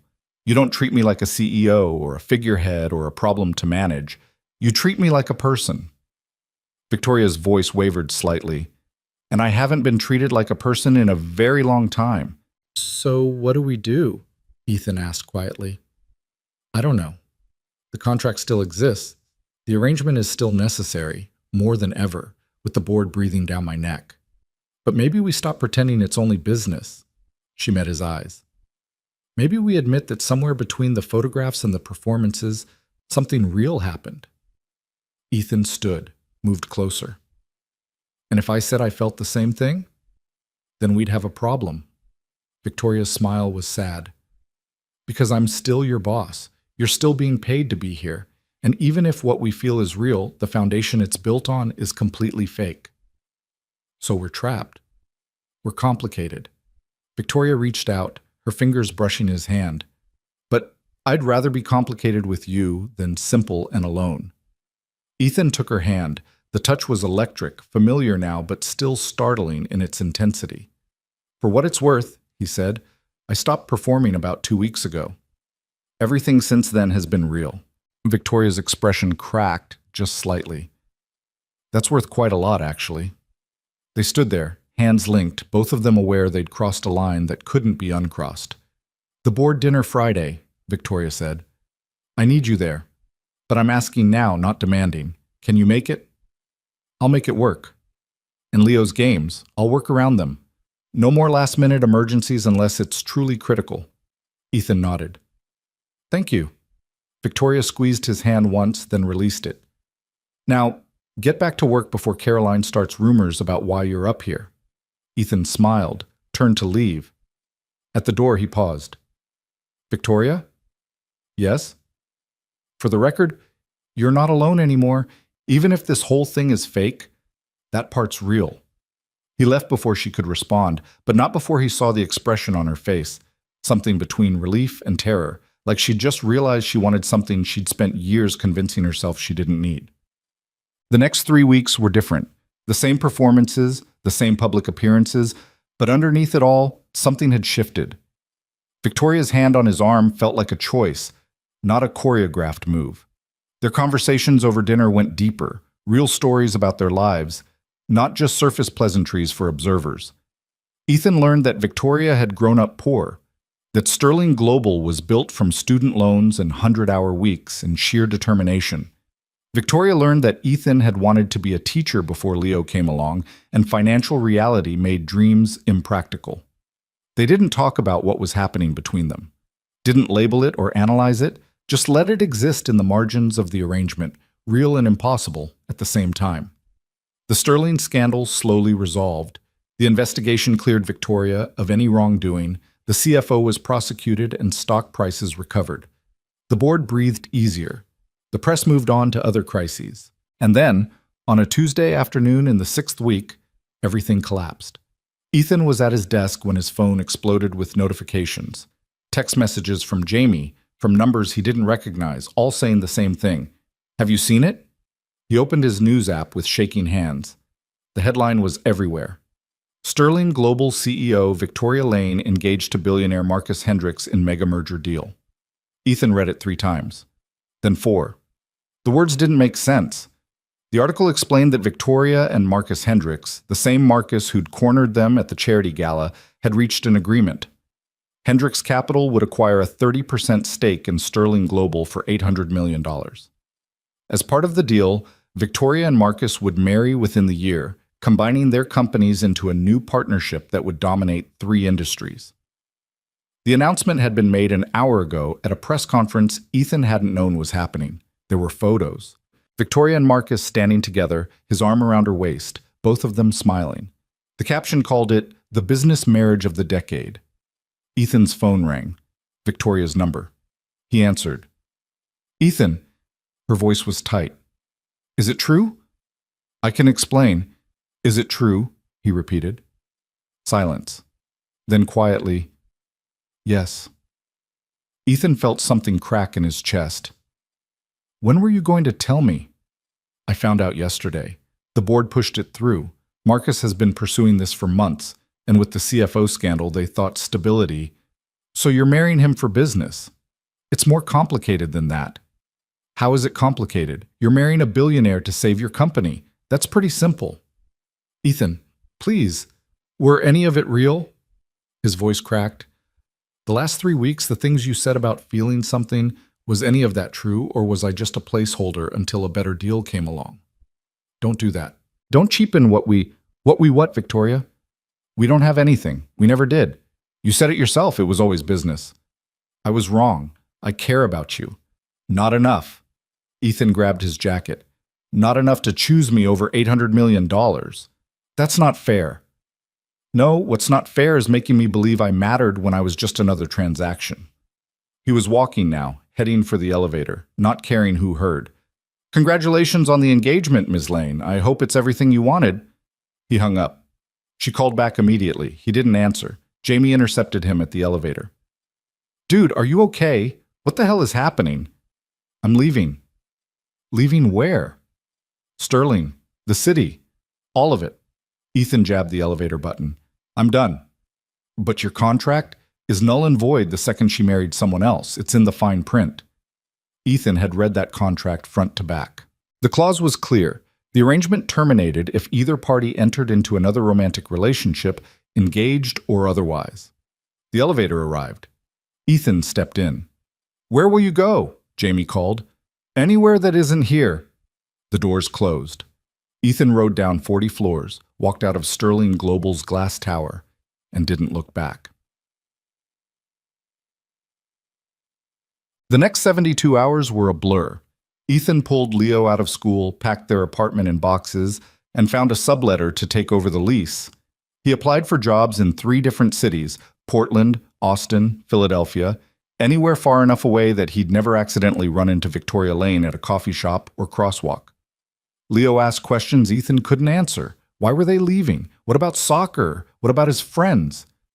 "It's time for something new," Ethan said, which was a lie wrapped in hope.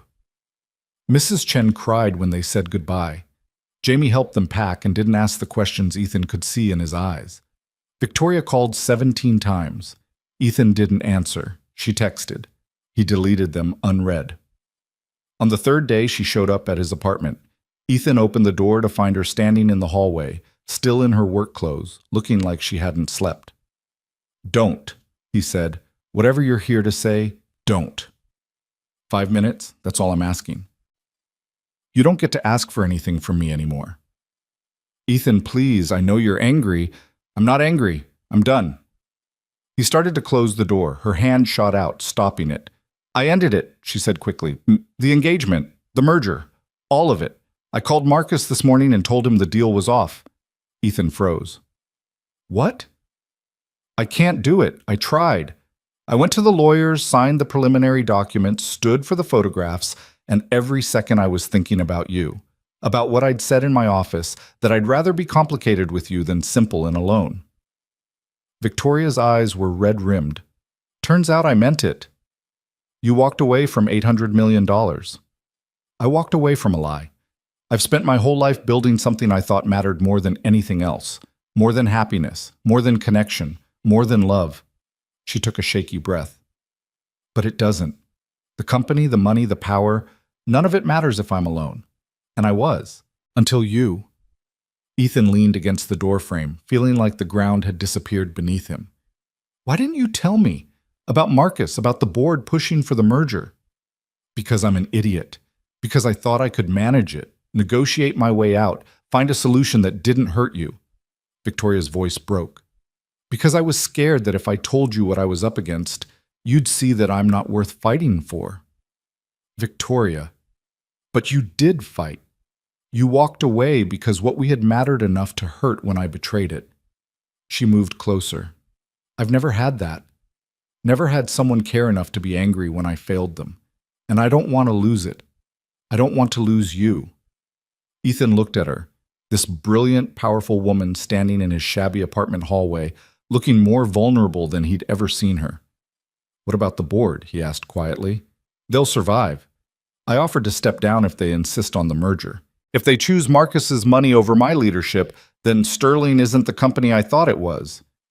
You'd give up everything you built? I'd give up everything fake to keep something real. Victoria reached for his hand. I know I don't deserve another chance. I know I hurt you, but I'm asking anyway. Don't leave. Don't take Leo and disappear to another city. Stay. Let me prove that what I feel is real. Ethan's throat was tight. Behind him, he could hear Leo playing in his room, oblivious to the fact that his entire future was being decided in a doorway. I don't know if I can trust you, Ethan said honestly. I know. I'll earn it back. However long it takes. Victoria squeezed his hand. I love you, Ethan. I should have said it weeks ago. I love the way you make me laugh when I've forgotten how. I love that you called me out when I was being cruel. I love that you're terrified at these events, but you show up anyway because you promised you would. I love who I am when I'm with you. That's not fair. What isn't? Saying that now, making it real when I've spent 6 weeks trying to protect myself from exactly this. I know. I'm sorry. Victoria's eyes searched his face. But I'm here. I'm choosing you. I'm choosing us, whatever that means, however messy it gets. Tell me it's not too late. Ethan looked at her. This woman who'd straightened his tie and asked why he was breathing funny. This woman who'd offered him money to pretend and somehow made it real. This woman who'd just walked away from a fortune because she'd rather have him. It's insane, he said. Completely. The board will never accept it. The optics of a CEO dating an admin. I already promoted you. Senior operations manager. Effective immediately. Not because of us, but because you're good at your job and you've been overlooked for 6 years. Victoria smiled slightly. Though that does solve the power dynamics issue. You promoted me. Yes. And ended your engagement. Yes. And you're standing in my hallway saying you love me. Yes. Victoria's voice was steady now, certain. I'm saying I love you, and I'm asking you to stay. Not for money, not for a contract, just because you want to. Because what we have is worth the risk. Ethan pulled her inside, closed the door, and kissed her. It wasn't like the performances. Wasn't careful or calculated or designed for cameras. It was desperate and real and tasted like relief and terror and the truth they'd been dancing around for weeks. When they finally pulled apart, Victoria was crying. Is that a yes? She whispered. That's a yes to staying, to trying, to seeing if this thing between us can survive outside of contracts and performances. Ethan touched her face. But Victoria, if this is going to work, it has to be real. No more walls, no more pretending you're fine when you're not, no more handling everything alone. I don't know how to do that. Neither do I, but we'll learn together. Victoria nodded, then laughed, shaky but genuine. The board is going to lose their minds. Let them.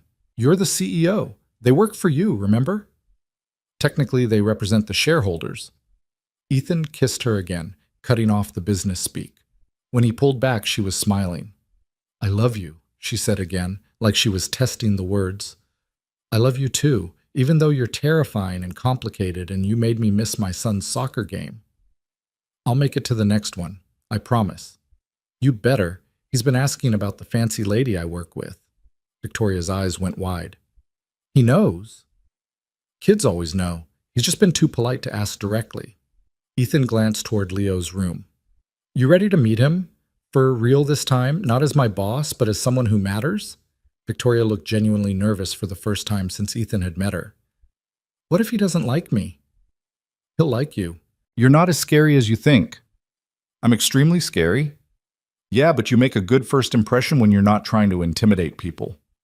Ethan called Leo out. His son appeared in the hallway, dinosaur toy in hand, and stopped short when he saw Victoria. Leo, this is Victoria. Victoria, this is my son Leo. Leo studied her with the serious intensity of 8-year-olds. You're the fancy work lady. I am, Victoria said, kneeling down to his eye level. Though I'm hoping to be more than just a work lady, if that's okay with you. Are you dating my dad? Victoria glanced at Ethan, who nodded. Yes, she said. Is that okay? Leo considered this. Does this mean we're not moving? That depends. Do you want to stay? Yeah, my friends are here. And soccer. Leo paused. Are you nice to my dad? Victoria's expression softened. I try to be. Sometimes I mess up, but I'm working on being better. Okay. Leo held out his dinosaur. Do you want to play dinosaurs? Dad's not very good at the voices. I would love to play dinosaurs. Ethan watched Victoria Lane, CEO of a $4 billion company, sit cross-legged on their shabby apartment carpet and make T-Rex sounds for his 8-year-old son. Watched her laugh when Leo corrected her roar technique. Watched his son warm to her with the natural ease of children who haven't learned to be cynical yet. And he thought about how 3 months ago she'd touched his tie in a hallway and asked why he was breathing funny. How that single moment had unraveled his invisible life and rebuilt it into something he didn't recognize. How terrifying it was to love someone who could destroy everything with a single choice. How terrifying it was to be loved back. The story broke the next morning. Victoria Lane cancels Hendricks merger, calls off engagement. By noon, business networks were running analysis pieces. Sterling's stock dipped 2%, then recovered. The board issued a terse statement supporting Victoria's leadership. Marcus Hendricks's camp released a passive-aggressive comment about respecting personal decisions. And somewhere in the noise, someone noticed that Victoria Lane had been photographed leaving an apartment building in Riverside at 11 p.m., smiling. The speculation began immediately. Ethan ignored it. He'd learned his lesson about caring what strangers thought. Instead, he went to work. His new position came with an actual office and responsibilities that mattered, and tried to figure out how to be both a senior operations manager and Victoria Lane's boyfriend without losing his mind. It wasn't easy. The whispers followed him everywhere. Some people were supportive, others thought he'd slept his way to a promotion. A few made it clear they'd never respect someone who dated the CEO. Ethan learned to let it roll off, because at the end of the day, he went home to Leo and their small apartment, and twice a week Victoria came over for dinner, real dinner, not performance dinner, and helped Leo with homework and laughed at Ethan's terrible cooking. It was messy and complicated and nothing like the fairy tale the photographs suggested, but it was real. And real, Ethan was learning, was worth more than any contract could measure. 3 months of real changed everything and nothing at all. Victoria still worked 70-hour weeks. Ethan still juggled Leo's school schedule with board meetings he was now actually invited to attend. They still navigated the impossible mathematics of a relationship built on a foundation that had started as performance, trying to figure out which parts were real and which were just habits they'd learned too well. Some days were easy. Saturday mornings, when Victoria showed up at their apartment with bagels and the newspaper, sitting at their wobbly kitchen table while Leo told her elaborate stories about dinosaurs and soccer and a girl named Emma who could do backflips. Evenings, when Ethan met her at the office after Leo was asleep, bringing coffee and sitting in the visitor's chair while she worked through contracts, just being present in the quiet way she'd told him she needed. Other days were hard. When board members questioned Ethan's qualifications in meetings, voices polite but eyes sharp, with the clear implication that he'd earned his position on his back. When photographers caught them at Leo's soccer games and the photos appeared online with captions about CEO Victoria Lane playing house with her much younger boyfriend. When Victoria retreated behind her walls because vulnerability still terrified her and Ethan had to decide whether to push or give her space. They were learning, stumbling through it, making it up as they went. And then Marcus Hendricks came back. It started with flowers, a massive arrangement delivered to Sterling's executive floor, addressed to Victoria, card reading simply, "Congratulations on Q3 earnings. We should talk." M. Victoria threw them in the trash without comment, but Ethan saw the tension in her shoulders. The next week, Marcus appeared at a charity auction they attended. He bid against Victoria on a sculpture, driving the price up to $200,000 before graciously conceding with a smile that was all teeth and strategy. He stopped by their table afterward. "Victoria, Ethan, lovely to see you both." Marcus's suit probably cost more than Ethan's monthly salary. His smile was practiced perfection. "That's quite a piece you won. Contemporary expressionism isn't usually your style." "I'm expanding my collection," Victoria said coolly. "Was there something you needed, Marcus?" "Just wanted to say hello. We're still colleagues in this industry, after all." His eyes flicked to Ethan. "How's operations management treating you, Ethan? Quite a promotion from administrative work." The implication was clear. "You're only here because you're sleeping with her." Ethan met his gaze steadily. "It's challenging, rewarding. I'm learning a lot." "I'm sure you are," Marcus smiled wider. "Victoria's always been an excellent teacher, when she wants to be." Victoria's hand found Ethan's under the table, squeezing hard enough to hurt, warning him, or warning herself. "If you'll excuse us, Marcus, we were just leaving," she said, standing smoothly. Ethan followed her lead. "Of course. Enjoy your evening." Marcus raised his champagne glass. "We'll talk soon, Victoria. I have a proposition that might interest you." They left without responding. In the car, Victoria was silent, staring out the window at the city sliding past. "What does he want?" Ethan asked finally. "Nothing good." Victoria's jaw was tight. "Marcus doesn't make social visits. Everything's strategy." "Should I be worried?" "I don't know." She turned to look at him. "Probably." The worry sat between them like a third passenger all the way home. 2 days later, Ethan found out what Marcus's proposition was. He was in his office, still getting used to having an actual office with a door and a window, when Caroline appeared, expression carefully neutral. "Mr. Cole, Miss Lane needs to see you. Conference room 7, immediately." The tone made Ethan's stomach drop. Conference room 7 was where Victoria held difficult meetings. Terminations. Crisis management. Bad news delivered behind closed doors. He followed Caroline down the hall, past curious stares from people who still weren't sure what to make of him. The conference room door was frosted glass, opaque, hiding whatever was happening inside. Caroline opened it. "Mr. Cole." Inside, Victoria sat at the head of the table. Beside her were 3 people Ethan recognized from the board. Richard Sterling, the chairman and founder's grandson, Margaret Chen, no relation to the disgraced CFO, and Thomas Wright, who'd always struck Ethan as reasonable. Their expressions ranged from uncomfortable to grim. "Sit," Victoria said. Her voice was completely professional. CEO voice. The one that meant she'd locked away everything personal and was operating purely on strategy. Ethan sat. His hands were clammy. Richard Sterling spoke first. "Mr. Cole, we've asked you here because a situation has arisen that affects both you and Ms. Lane. We felt it was important to address it directly." "What situation?" Margaret Chen slid a folder across the table. "Marcus Hendricks has made Sterling Global an offer, a very substantial offer." Ethan opened the folder. Inside were documents dense with legal language and numbers. He skimmed them, not understanding half of it, until he reached the summary page. Marcus was offering to acquire 40% of Sterling Global for $1.2 billion. The deal would make him the largest single shareholder. It would give him a seat on the board and significant influence over company direction. And it came with one very specific condition. He wants you to step down, Ethan said, looking at Victoria. Not step down, Thomas Wright corrected. Transition to a chairman role, strategic oversight, less operational involvement. Marcus would become CEO. Victoria's expression was stone. Marcus wants my company. It's not just your company, Richard said, not unkindly. It's 4,000 employees and tens of thousands of shareholders, and this offer would increase share value by 37% overnight, while giving Marcus Hendricks exactly what he wanted when I refused to marry him. Victoria's voice was sharp as glass. This is revenge dressed up as business. It's business regardless of motivation, Margaret said. The board has a fiduciary duty to consider any offer that benefits shareholders. This qualifies.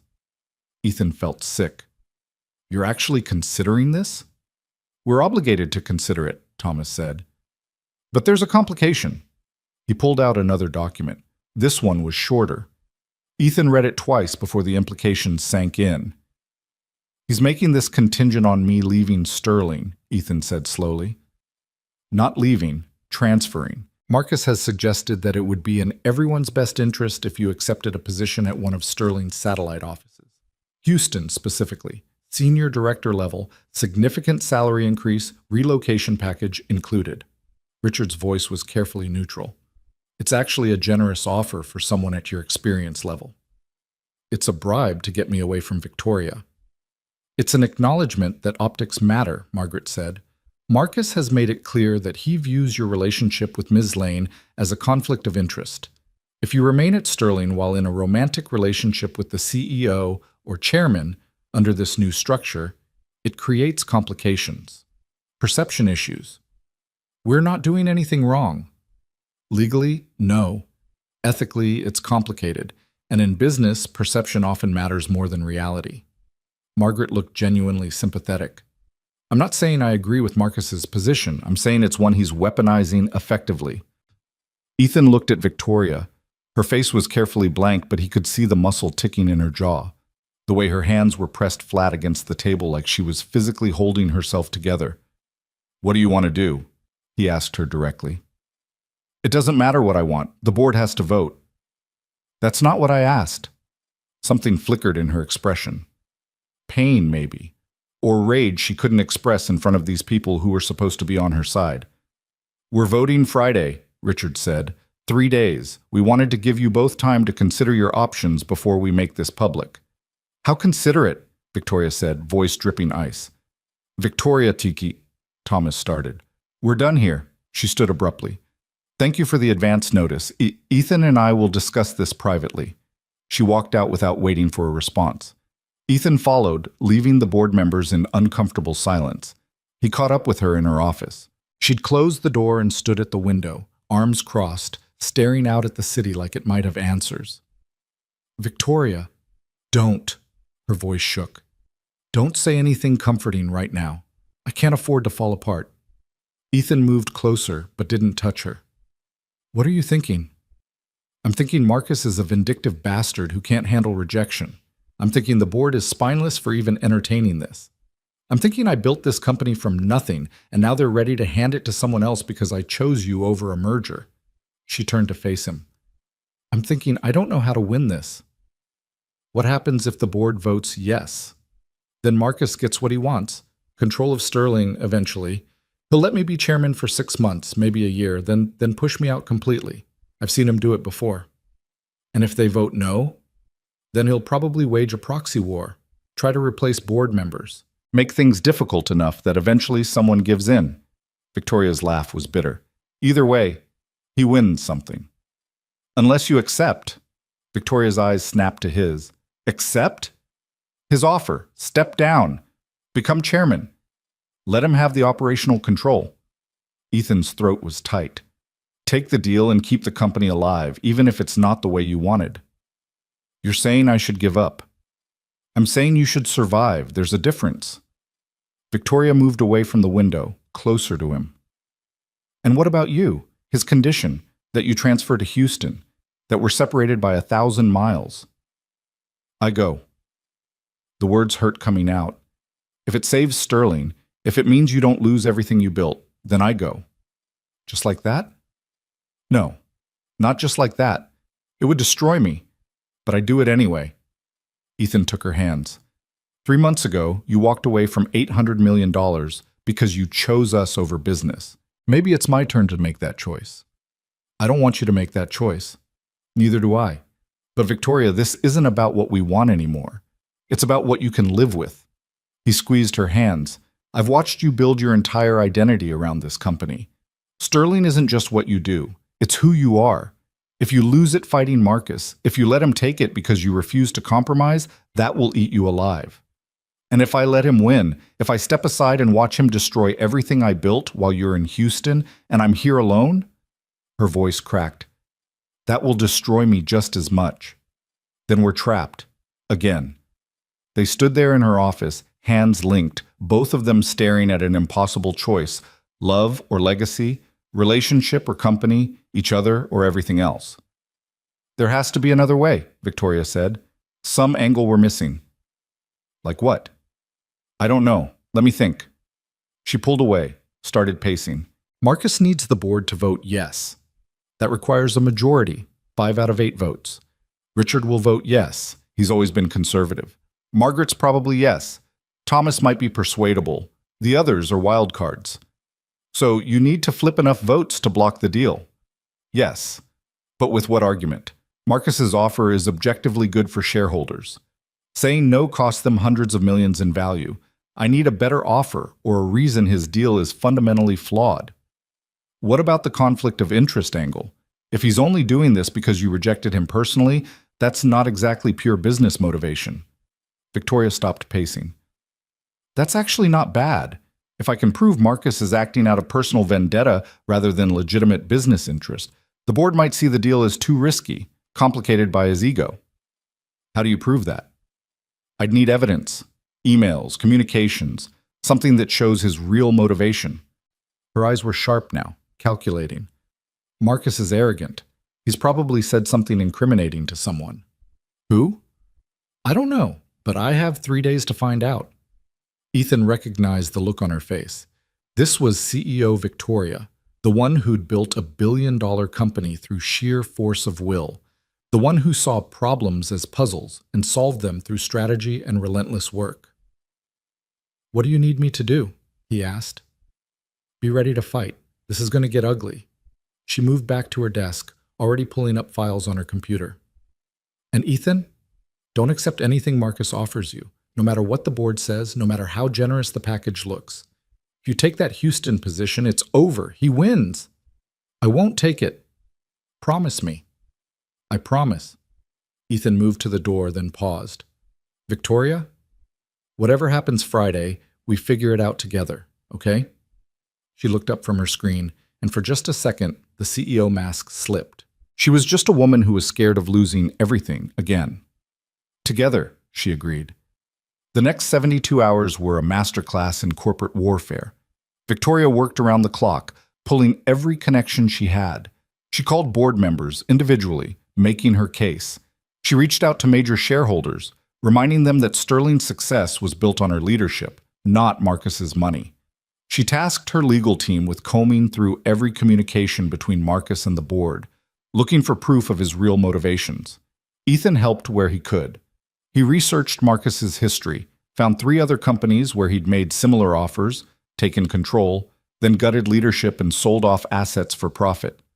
He compiled data showing that Sterling's growth under Victoria outperformed industry averages by 40%.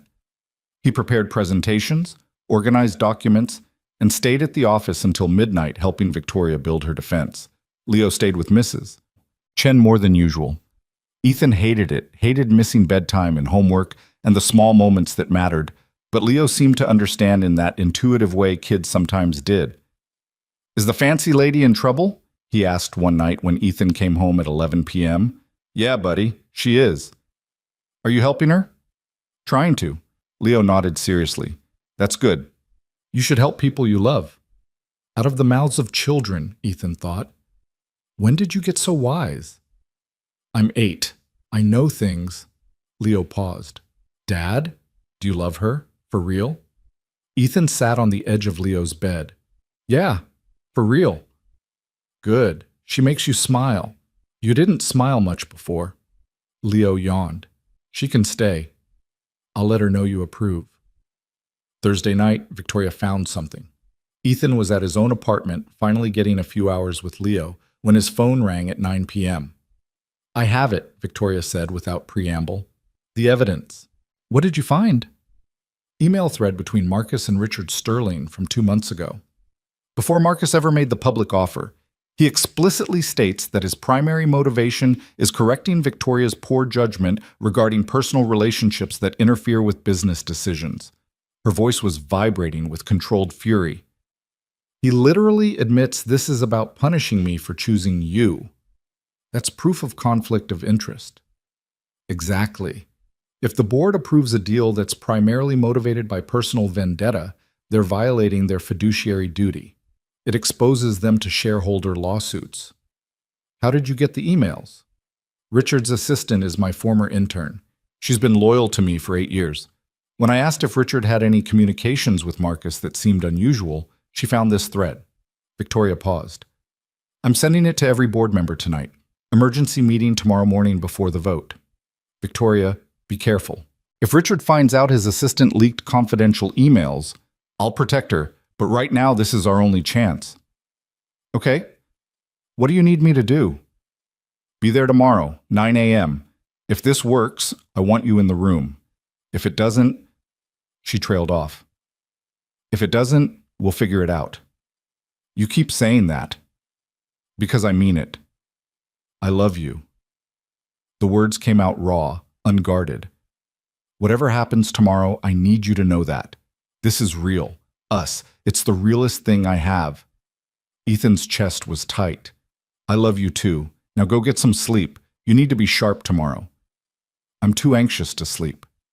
Try anyway, for me. Fine, but if this goes wrong, it won't.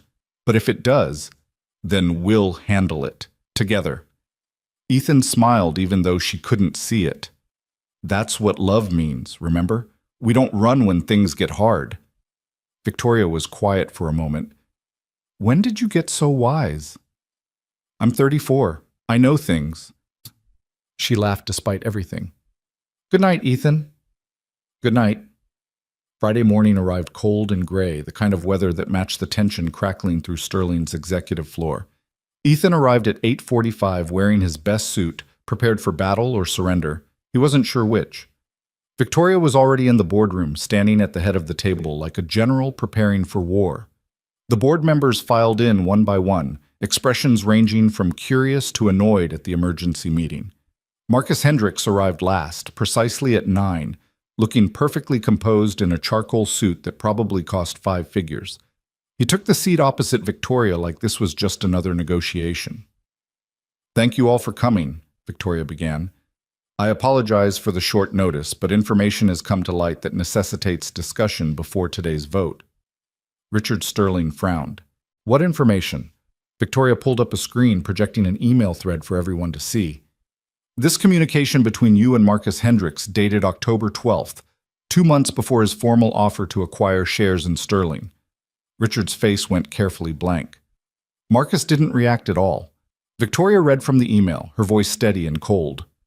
Quote, the issue isn't Sterling's performance. Victoria's numbers speak for themselves. The issue is her poor judgment regarding personal relationships that interfere with business decisions. A CEO dating a subordinate creates liability and suggests compromised priorities. My offer would correct this situation while rewarding shareholders. I trust you see the value in both outcomes.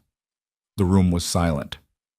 Marcus has explicitly stated that his primary motivation for this acquisition is not business performance or shareholder value, but punishing me for my relationship with Ethan Cole.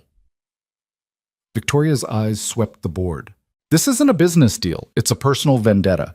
And if this board approves an acquisition motivated by personal grievance rather than legitimate business interest, you're exposing Sterling to shareholder lawsuits and violating your fiduciary duty.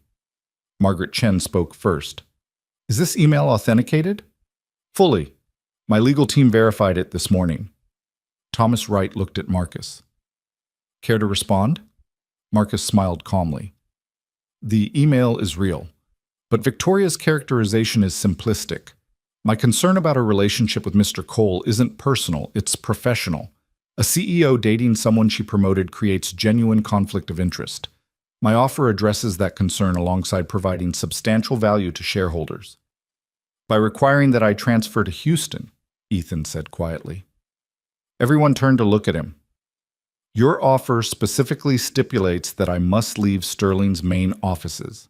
That's not addressing conflict of interest, that's eliminating someone you see as an obstacle.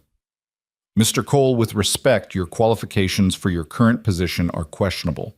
The promotion timeline directly correlates with your relationship with Ms. Lane. Removing you from that environment protects Sterling from potential litigation. I earned my position. Ethan's voice was steady, but his hands were clenched under the table. My performance reviews are excellent. My team's productivity is up 18% since I took over. The only people questioning my qualifications are those who can't imagine I might actually be good at my job. Marcus's smile thinned. The optics remain problematic. The optics of a billionaire trying to force out a CEO because she rejected his marriage proposal are also problematic, Victoria shot back. But you don't seem concerned about those. This is getting us nowhere, Richard interjected. The question before the board is whether Marcus's offer serves Sterling's best interests. Personal motivations aside, it does provide significant value. It also creates significant risk, Victoria countered. Marcus has a pattern of acquiring companies, installing himself as CEO, and then stripping assets for profit. I've compiled documentation of 3 companies where this exact scenario played out. Hendricks Capital bought in, took control, and within 18 months the companies were shells of their former selves. She pulled up another presentation. Data, charts, news articles about failed acquisitions. It was devastating and thorough. You're asking this board to hand Sterling Global to someone with a proven track record of destroying the companies he acquires. And for what? A 37% bump in share price that will evaporate when Marcus starts gutting us for parts? The board members exchanged glances. Ethan could see the calculation happening, weighing immediate profit against long-term risk, personal loyalty against fiduciary duty. I moved to table Marcus's offer pending further investigation into potential conflicts of interest, Thomas Wright said suddenly.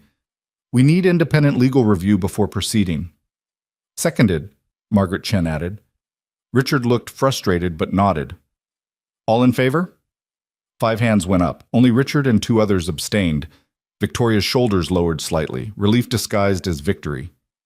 Marcus stood smoothly. This isn't over, Victoria. I'll be back with a revised offer, one you'll find harder to refuse. I look forward to refusing it anyway. Victoria's smile was all teeth. Marcus left without another word. The board members filed out, murmuring among themselves. When the room finally cleared, only Victoria and Ethan remained. She sagged against the table, suddenly exhausted. We won, Ethan said. We bought time. That's not the same as winning. But she was smiling slightly. Though watching Marcus's face when Thomas moved to table the offer was deeply satisfying. You were incredible in there. We were incredible. Victoria moved to him, took his hands. You standing up for yourself, defending your qualifications, that mattered. The board saw you as a person, not just my boyfriend. That changed the equation. So what happens now? Now Marcus regroups. He'll come back with something cleaner, harder to refuse, and I'll fight him again. She squeezed his hands. But for today, we survived. Sterling survives. We survive. Together. Together, she agreed. They stood there in the empty boardroom, hands linked, knowing this was just one battle in a war that might last years. But they'd won this round. They'd proven that love and business could coexist, that choosing each other didn't mean destroying everything else. It wasn't the ending Ethan had imagined 3 months ago when he'd signed that contract. It was messier, more complicated, infinitely harder. But it was real. And real, he'd learned, was worth fighting for, even when the fight cost everything. The victory over Marcus's first offer bought them 6 weeks of relative peace, and Victoria used every minute to fortify Sterling's defenses. She restructured voting rights, consolidated loyal shareholders, and built alliances with board members who valued long-term stability over quick profits. Ethan watched her work with a mixture of admiration and concern, because even in victory, she couldn't quite let herself rest. You know he's going to come back, Ethan said one night in her office. It was past midnight, and Victoria was still reviewing contracts while he organized files she'd asked him to pull. I know, that's why I'm preparing. You've been preparing for 6 weeks. At some point, you have to trust that you've done enough. Victoria looked up from her laptop, shadows under her eyes. That's not how this works. The moment I stop preparing is the moment he finds the weakness I missed. Or maybe the moment you stop preparing is when you finally get to live your life. She smiled tiredly. What life? This is my life. It always has been. It doesn't have to be the only thing. Ethan moved closer, gently closing her laptop. When's the last time you did something just because it made you happy? Not because it was strategic or necessary or good for the company? I spend time with you and Leo. That makes me happy. When you're not checking your phone every 5 minutes or mentally drafting responses to board members. Ethan's voice was gentle, not accusing. I'm not saying you should stop caring about Sterling. I'm saying maybe you could care about other things equally. Victoria was quiet for a long moment. I don't know how to do that. For 20 years, Sterling has been everything. If I let it be less than everything, what if it falls apart? Then you'll handle it. Because you're brilliant and capable, and you have people who'll help you. He took her hands. But Victoria, you can't live your whole life in crisis mode. Eventually, you have to let yourself be happy. I am happy when I'm with you. Are you? Or are you just less anxious for a few hours before the guilt kicks in about not working? The question hit home. Ethan could see it in the way her expression cracked slightly, defensive walls showing their seams. That's not fair, she said quietly. It's completely fair. I love you, which means I'm allowed to call you out when you're sacrificing your life on an altar that doesn't actually require human sacrifice. Despite everything, Victoria laughed. That's quite a metaphor. I've been reading Leo's mythology books. They're rubbing off on me. Ethan squeezed her hands. Come home with me tonight, not to my place, to yours. I've never even seen your apartment. It's not very interesting. Mostly I just sleep there. Exactly my point. Show me where you live. Let me see the parts of your life that aren't boardrooms and strategy sessions. Victoria hesitated, and Ethan recognized the fear in her eyes. Letting him into her private space meant vulnerability, meant admitting that the carefully controlled CEO persona wasn't the whole story. Okay, she said finally, but I'm warning you, it's very minimalist. You might find it depressing. I'll take that risk. Victoria's apartment was on the 32nd floor of a building downtown, all glass and steel and city views that probably cost a fortune. Ethan had expected luxury, and he found it. High ceilings, expensive furniture, art on the walls that he vaguely recognized from museum visits. But what struck him most was how empty it felt. Like a hotel room, beautifully designed, but utterly impersonal. You weren't kidding about minimalist, Ethan said, walking slowly through the living room. There were no photographs, no books left casually on tables, no signs that an actual human being lived here. Even the kitchen looked unused, all gleaming appliances and bare countertops. I'm rarely here, Victoria said, suddenly defensive. It's just a place to sleep. Where do you keep your personal things? Photos, mementos, stuff that matters? I don't really have those. Ethan turned to look at her. Everyone has those. I don't. When I built Sterling, I left everything else behind. There wasn't room for sentimentality. She moved to the window, arms crossed. This apartment is functional. That's all it needs to be. Ethan joined her at the window, both of them looking out at the city lights stretching to the horizon. Do you like it here? The question seemed to surprise her. Like it? Yeah, when you come home at night, does this place make you happy? Do you feel glad to be here? Victoria considered this, really considered it. No, she admitted. I feel like I'm killing time between work sessions. This isn't home. It's just where I keep my clothes. Then let's change that. Change what? This place. Make it actually yours. Ethan gestured around the sterile apartment. Buy things that make you happy. Put up photos, get a coffee maker that you actually use. Turn this into a home instead of a hotel. I don't have time for interior decorating. You have time for what you make time for. Ethan took her hand. And I'm not just talking about the apartment. I'm talking about building a life outside of Sterling, hobbies, friends, Lazy Sundays, doing absolutely nothing productive. Victoria looked at him like he'd suggested she grow wings and fly. I don't know how to do lazy Sundays. I know. That's why I'm going to teach you. Over the next month, Ethan made it his mission to show Victoria what life outside of work could look like.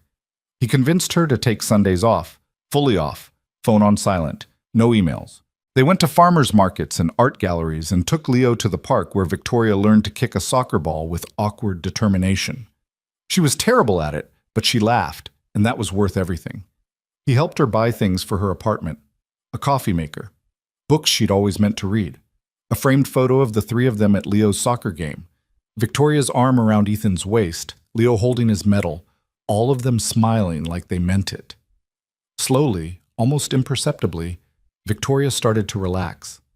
The constant tension in her shoulders eased. She started sleeping more than 4 hours a night. She even joined Leo and Ethan for movie nights, falling asleep on their couch during animated films about talking animals.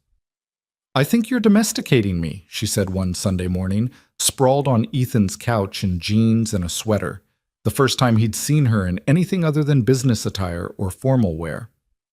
Is that a complaint? An observation, she smiled. 6 months ago, if someone had told me I'd spend my Sunday morning drinking coffee and watching cartoons, I would have thought they were insane. And now? Now I think I was the insane one, for thinking this wasn't important. She reached for his hand. Thank you, for showing me there's more to life than quarterly earnings and board meetings. You're welcome. Though I'm pretty sure Leo deserves credit too. He's the one who insisted you learn proper dinosaur facts. Those velociraptors were the size of chickens. That information has changed my entire worldview. Ethan laughed, pulling her closer. They sat there in comfortable silence while Leo built an elaborate block tower on the floor, and Ethan thought about how far they'd come from that first touch in the hallway, how a moment that should have meant nothing had somehow rebuilt both their lives into something neither of them had known they needed. Then his phone rang. Victoria's phone rang 2 seconds later. They looked at each other, that brief moment of peace shattering like glass. It's Caroline, Victoria said, checking her screen. Mine's Jamie, Ethan answered. What's wrong? Jamie's voice was tight. Turn on the news, business channel, now. Ethan grabbed the remote, switched channels. The headline appeared across the bottom of the screen. Marcus Hendricks launches hostile takeover bid for Sterling Global. Victoria was already on her phone with Caroline, her expression hardening into the CEO mask Ethan had seen her wear in crisis. He listened to the news anchor explain what hostile takeover meant, that Marcus had bypassed the board entirely and was making an offer directly to shareholders, promising a 50% premium on current stock price if they'd sell him their shares. How many does he need? Ethan asked when Victoria ended her call. 51% for controlling interest. Right now, he has access to maybe 30% through various investment vehicles. If he can convince another 21% to sell, she didn't finish the sentence. He takes Sterling. Yes. Victoria was already moving, grabbing her laptop, her phone, shifting into battle mode. I need to get to the office. Caroline's calling an emergency board meeting. I'm coming with you. Ethan, you should stay with Leo. Mrs. Chen can watch him. I'm coming. He was already texting their neighbor. We're in this together, remember? Victoria looked at him, and something in her expression softened despite the crisis. Together. They told Leo there was a work emergency, dropped him with Mrs. Chen, and raced to Sterling's offices. The building was buzzing even on a Sunday, executives arriving in casual clothes, looking grim, the kind of crisis that pulled everyone in regardless of day or time. The boardroom was chaos. Richard Sterling looked apoplectic. Margaret Chen was on the phone with lawyers. Thomas Wright was reviewing documents spread across the table. They all looked up when Victoria entered. Where do we stand? She asked, no preamble. Bad, Richard said bluntly. Marcus structured this brilliantly. He's offering such a high premium that shareholders would be financially irresponsible to refuse. Our institutional investors are already calling, asking if we're planning a counteroffer. Can we match his price? Thomas asked. Not without taking on massive debt that would cripple the company. Victoria's jaw was tight. That's his strategy. Offer more than Sterling can afford to match. Force shareholders to choose between loyalty and money. Money wins, Margaret said grimly. It always does. Not always. Victoria looked around the table. We have options. We can fight this. How? Richard challenged. We don't have the capital for a counteroffer. We can't prevent shareholders from selling. What exactly do you propose? Victoria was silent for a long moment. Ethan could see her mind working, calculating, looking for the angle everyone else had missed. We make Sterling private, she said finally. The room went silent. That's insane, Richard said.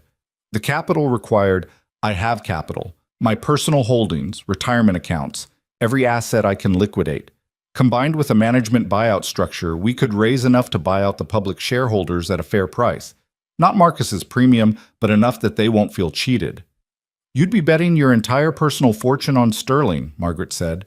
If it fails, then I lose everything. But if Marcus takes control, Sterling loses its soul. I'd rather own 100% of a smaller company than watch him gut what we've built. Thomas leaned forward. You're serious about this? Completely. Victoria's voice was steady. I built Sterling once. I can do it again, but this time it'll be fully mine. No hostile takeovers, no quarterly earnings pressure, no board members second-guessing every decision. She looked at each of them. Some of you can join the management buyout if you want. Buy in, become partners. Or you can take Marcus's offer and cash out. But I'm taking Sterling private, with or without you. The board members exchanged glances. Ethan watched the calculation happen in real time. Security versus risk, guaranteed money versus uncertain future. I'm in, Thomas said. 20 million. It's half my net worth, but I believe in what we're building. Margaret nodded slowly. 30 million. But I want equity protections. One by one, others committed. Not all of them. Richard and two others chose to cash out, take Marcus's money, and walk away. But enough stayed that the numbers started to work. Victoria called her lawyers, her accountants, her investment advisors. They worked through the night, building a structure that could work. By Monday morning, they had a proposal. By Monday afternoon, Marcus Hendricks heard about it.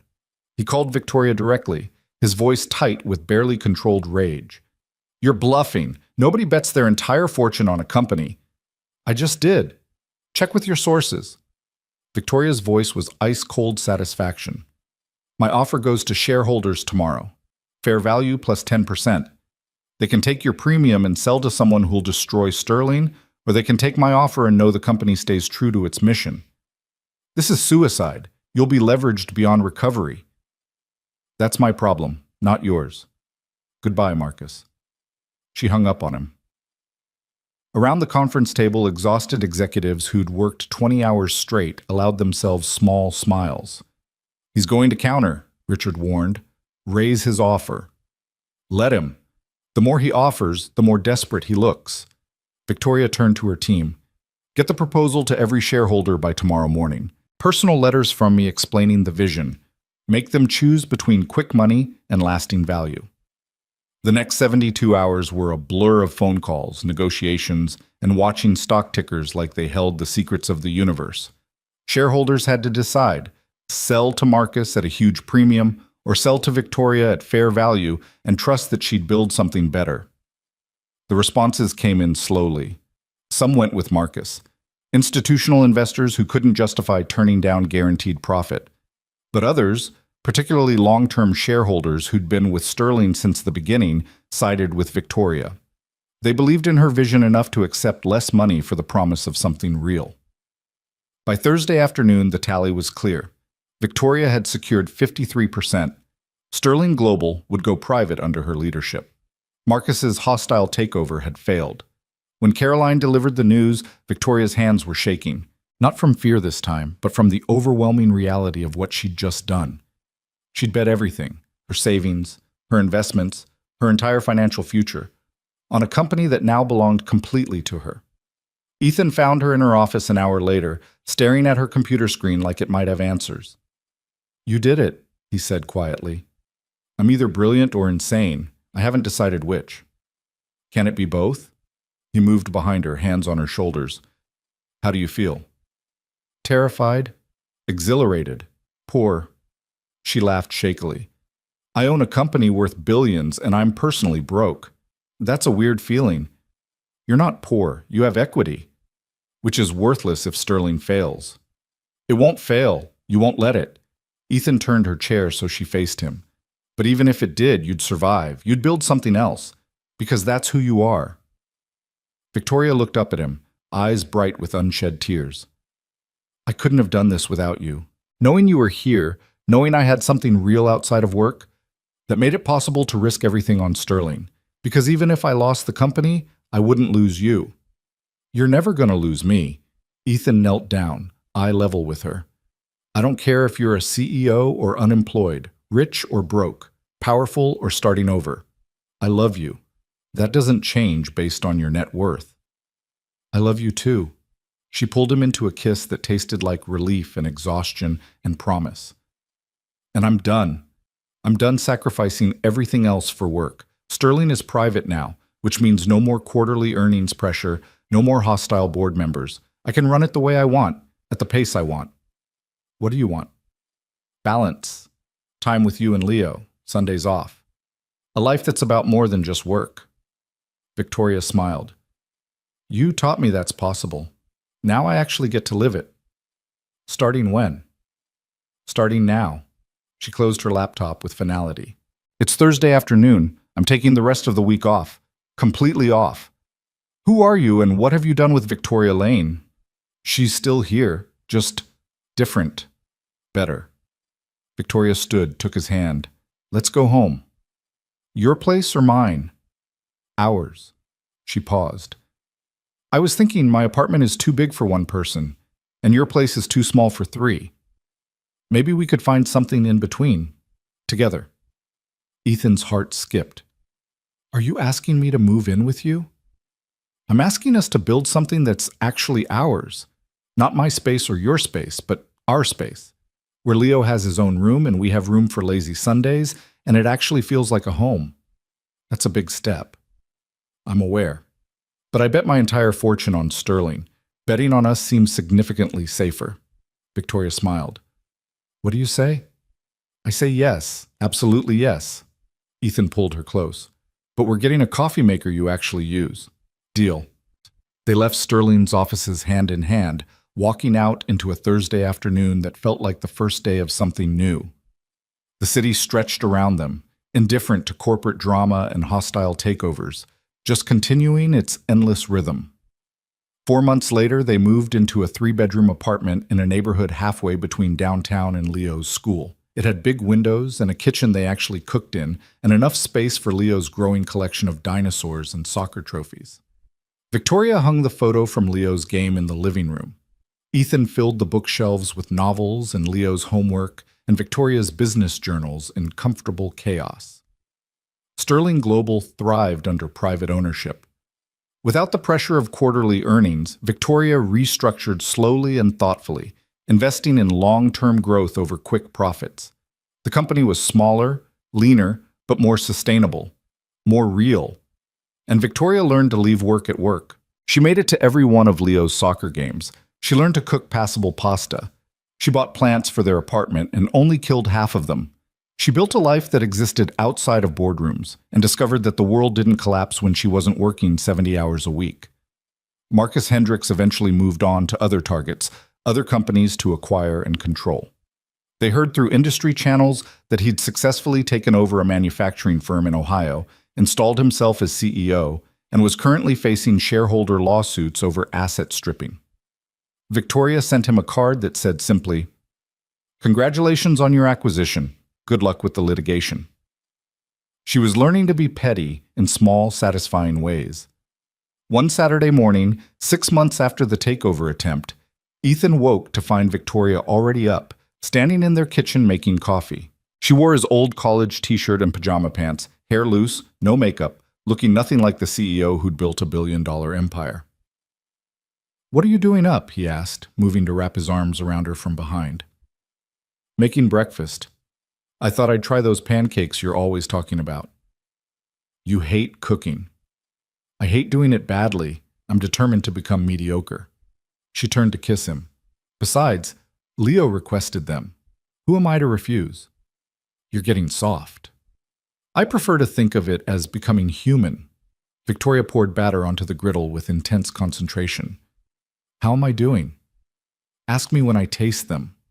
They stood there in the morning light, Victoria making pancakes while Ethan set the table, and it was so profoundly normal that it took his breath away.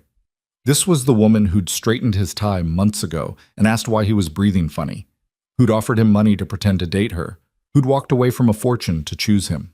And now she was here, in their kitchen, burning pancakes and not caring because this was their life, and it didn't have to be perfect.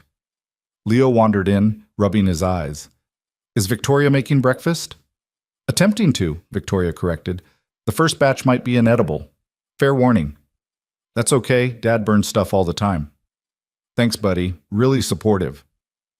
They sat around the table eating slightly burnt pancakes, and Leo talked about his upcoming science fair project, and Victoria made suggestions that were way too complicated for a 9-year-old. But Leo loved anyway. Ethan watched them together, his son and the woman he loved, easy and comfortable, like they'd always been this way. Why are you smiling? Victoria asked, catching him watching. No reason? You're doing that thing where you get all sentimental and emotional. Can you blame me? Ethan gestured around their kitchen. A year ago, I was invisible. Now I'm here with you and Leo, eating burnt pancakes on a Saturday morning. It's a lot. Victoria reached across the table, took his hand. You were never invisible. I saw you. You saw a crooked tie. I saw someone worth noticing. The tie was just an excuse to get closer. Leo made a gagging sound. You guys are gross. You'll understand when you're older, Ethan said. I'm 9. I already understand. I just think it's gross. But Leo was smiling. After breakfast, they walked to the park. Victoria had learned to kick a soccer ball without falling over, though her form was still terrible. Leo ran circles around both of them, shouting instructions and laughing when Victoria's kicks went wildly off target. I'm never going to be good at this, she panted, chasing the ball. You don't have to be good at it. You just have to try. Ethan jogged beside her. That's what makes it fun. Fun is a generous word for athletic humiliation. You're doing great, and look how happy Leo is. Victoria glanced at his son, flushed and grinning, and her expression softened. Yeah, okay, that makes it worth it. They played until Leo got tired, then walked home slowly. Victoria's hand in Ethan's, Leo running ahead, pointing out dogs and interesting leaves. Just a normal Saturday. Just a family doing family things. At their building, they ran into Mrs. Chen, who'd become like a grandmother to Leo over the past year. Beautiful day, she said, smiling at the three of them. You look happy. We are, Victoria said, and it was true. Simple and true. That night, after Leo was asleep, Ethan and Victoria sat on their couch with glasses of wine, exhausted and content. Thank you, Victoria said quietly. For what? For bumping into me. For signing that insane contract. For staying when I pushed you away. For teaching me that there's more to life than quarterly reports. She turned to look at him. For loving me when I didn't think I deserved it. You always deserved it. You just didn't believe it yet. I believe it now. Victoria set down her wine glass, turned to face him fully. I have something for you. She pulled a small box from her pocket. Not a ring box, too big for that. Ethan opened it to find a key. What's this? Key to my office. Well, our office. I'm making you a partner, equal ownership in Sterling. Victoria spoke quickly, nervous. You've earned it. Your ideas have shaped our restructuring. Your perspective keeps me grounded, and I don't want Sterling to be just mine anymore. I want it to be ours. Ethan stared at the key. Victoria, I can't accept this. Sterling is yours. You built it. You risked everything for it. And now I'm choosing to share it with you, because that's what partnership means. She closed his fingers around the key. I spent 20 years thinking I had to do everything alone, that asking for help was weakness. You taught me that's wrong. The strongest thing I've ever done was letting you in. I don't know what to say. Say you'll take it. Say you'll build Sterling with me. Make it something we're both proud of. Victoria's eyes were bright. Say yes. Ethan pulled her close, kissed her forehead, breathed in the scent of her shampoo and the reality of this moment. Yes, he said. Always yes. They sat there in the quiet of their living room, holding each other while the city hummed beyond their windows. A year ago, a single touch had changed everything. A straightened tie, a question asked in a hallway. Two people who'd been invisible to each other suddenly, impossibly seeing, and now here they were. Not perfect, not without complications or challenges or moments of fear, but real, together, building a life that was messy and beautiful and theirs. Victoria fell asleep against his shoulder, her breathing slow and steady. Ethan held her, thinking about all the ways love could surprise you. How it could start as a transaction and become the truest thing you'd ever known. How it could ask you to risk everything and somehow make you braver instead of more afraid. In his room, Leo slept surrounded by dinosaurs and soccer medals and the confident peace of a child who knew he was loved. In their kitchen, dishes sat unwashed. They'd get to them tomorrow. In their living room, two people who'd found each other in the most unlikely way held each other and breathed. Just breathed. Not with the panicked shortness of that first touch, but with the steady rhythm of people who'd finally found home. And if anyone had asked Ethan why he was breathing like that, slow and deep and grateful, he would have smiled and said the truth. Because I'm not afraid anymore. Because I chose love over safety, and it chose me back. Because this is real, and real is everything. The pancakes had been burnt. The soccer skills were still terrible. The future held no guarantees. But they were together, and that, Ethan had learned, was the only thing that truly mattered. Outside their window, the city kept moving. Inside their home, three hearts beat in quiet synchrony. A single father who'd stopped being invisible. A CEO who'd learned to be human. A boy who'd gained a family bigger than blood. No contracts. No performances. No pretending. Just love. Messy and complicated and absolutely perfectly real.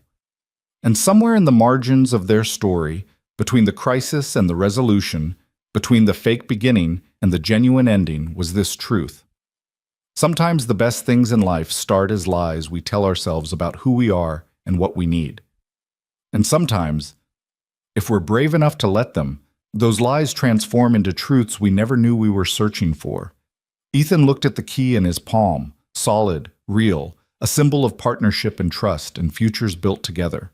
Then he looked at Victoria, peaceful in sleep, finally resting in a way she'd never allowed herself before.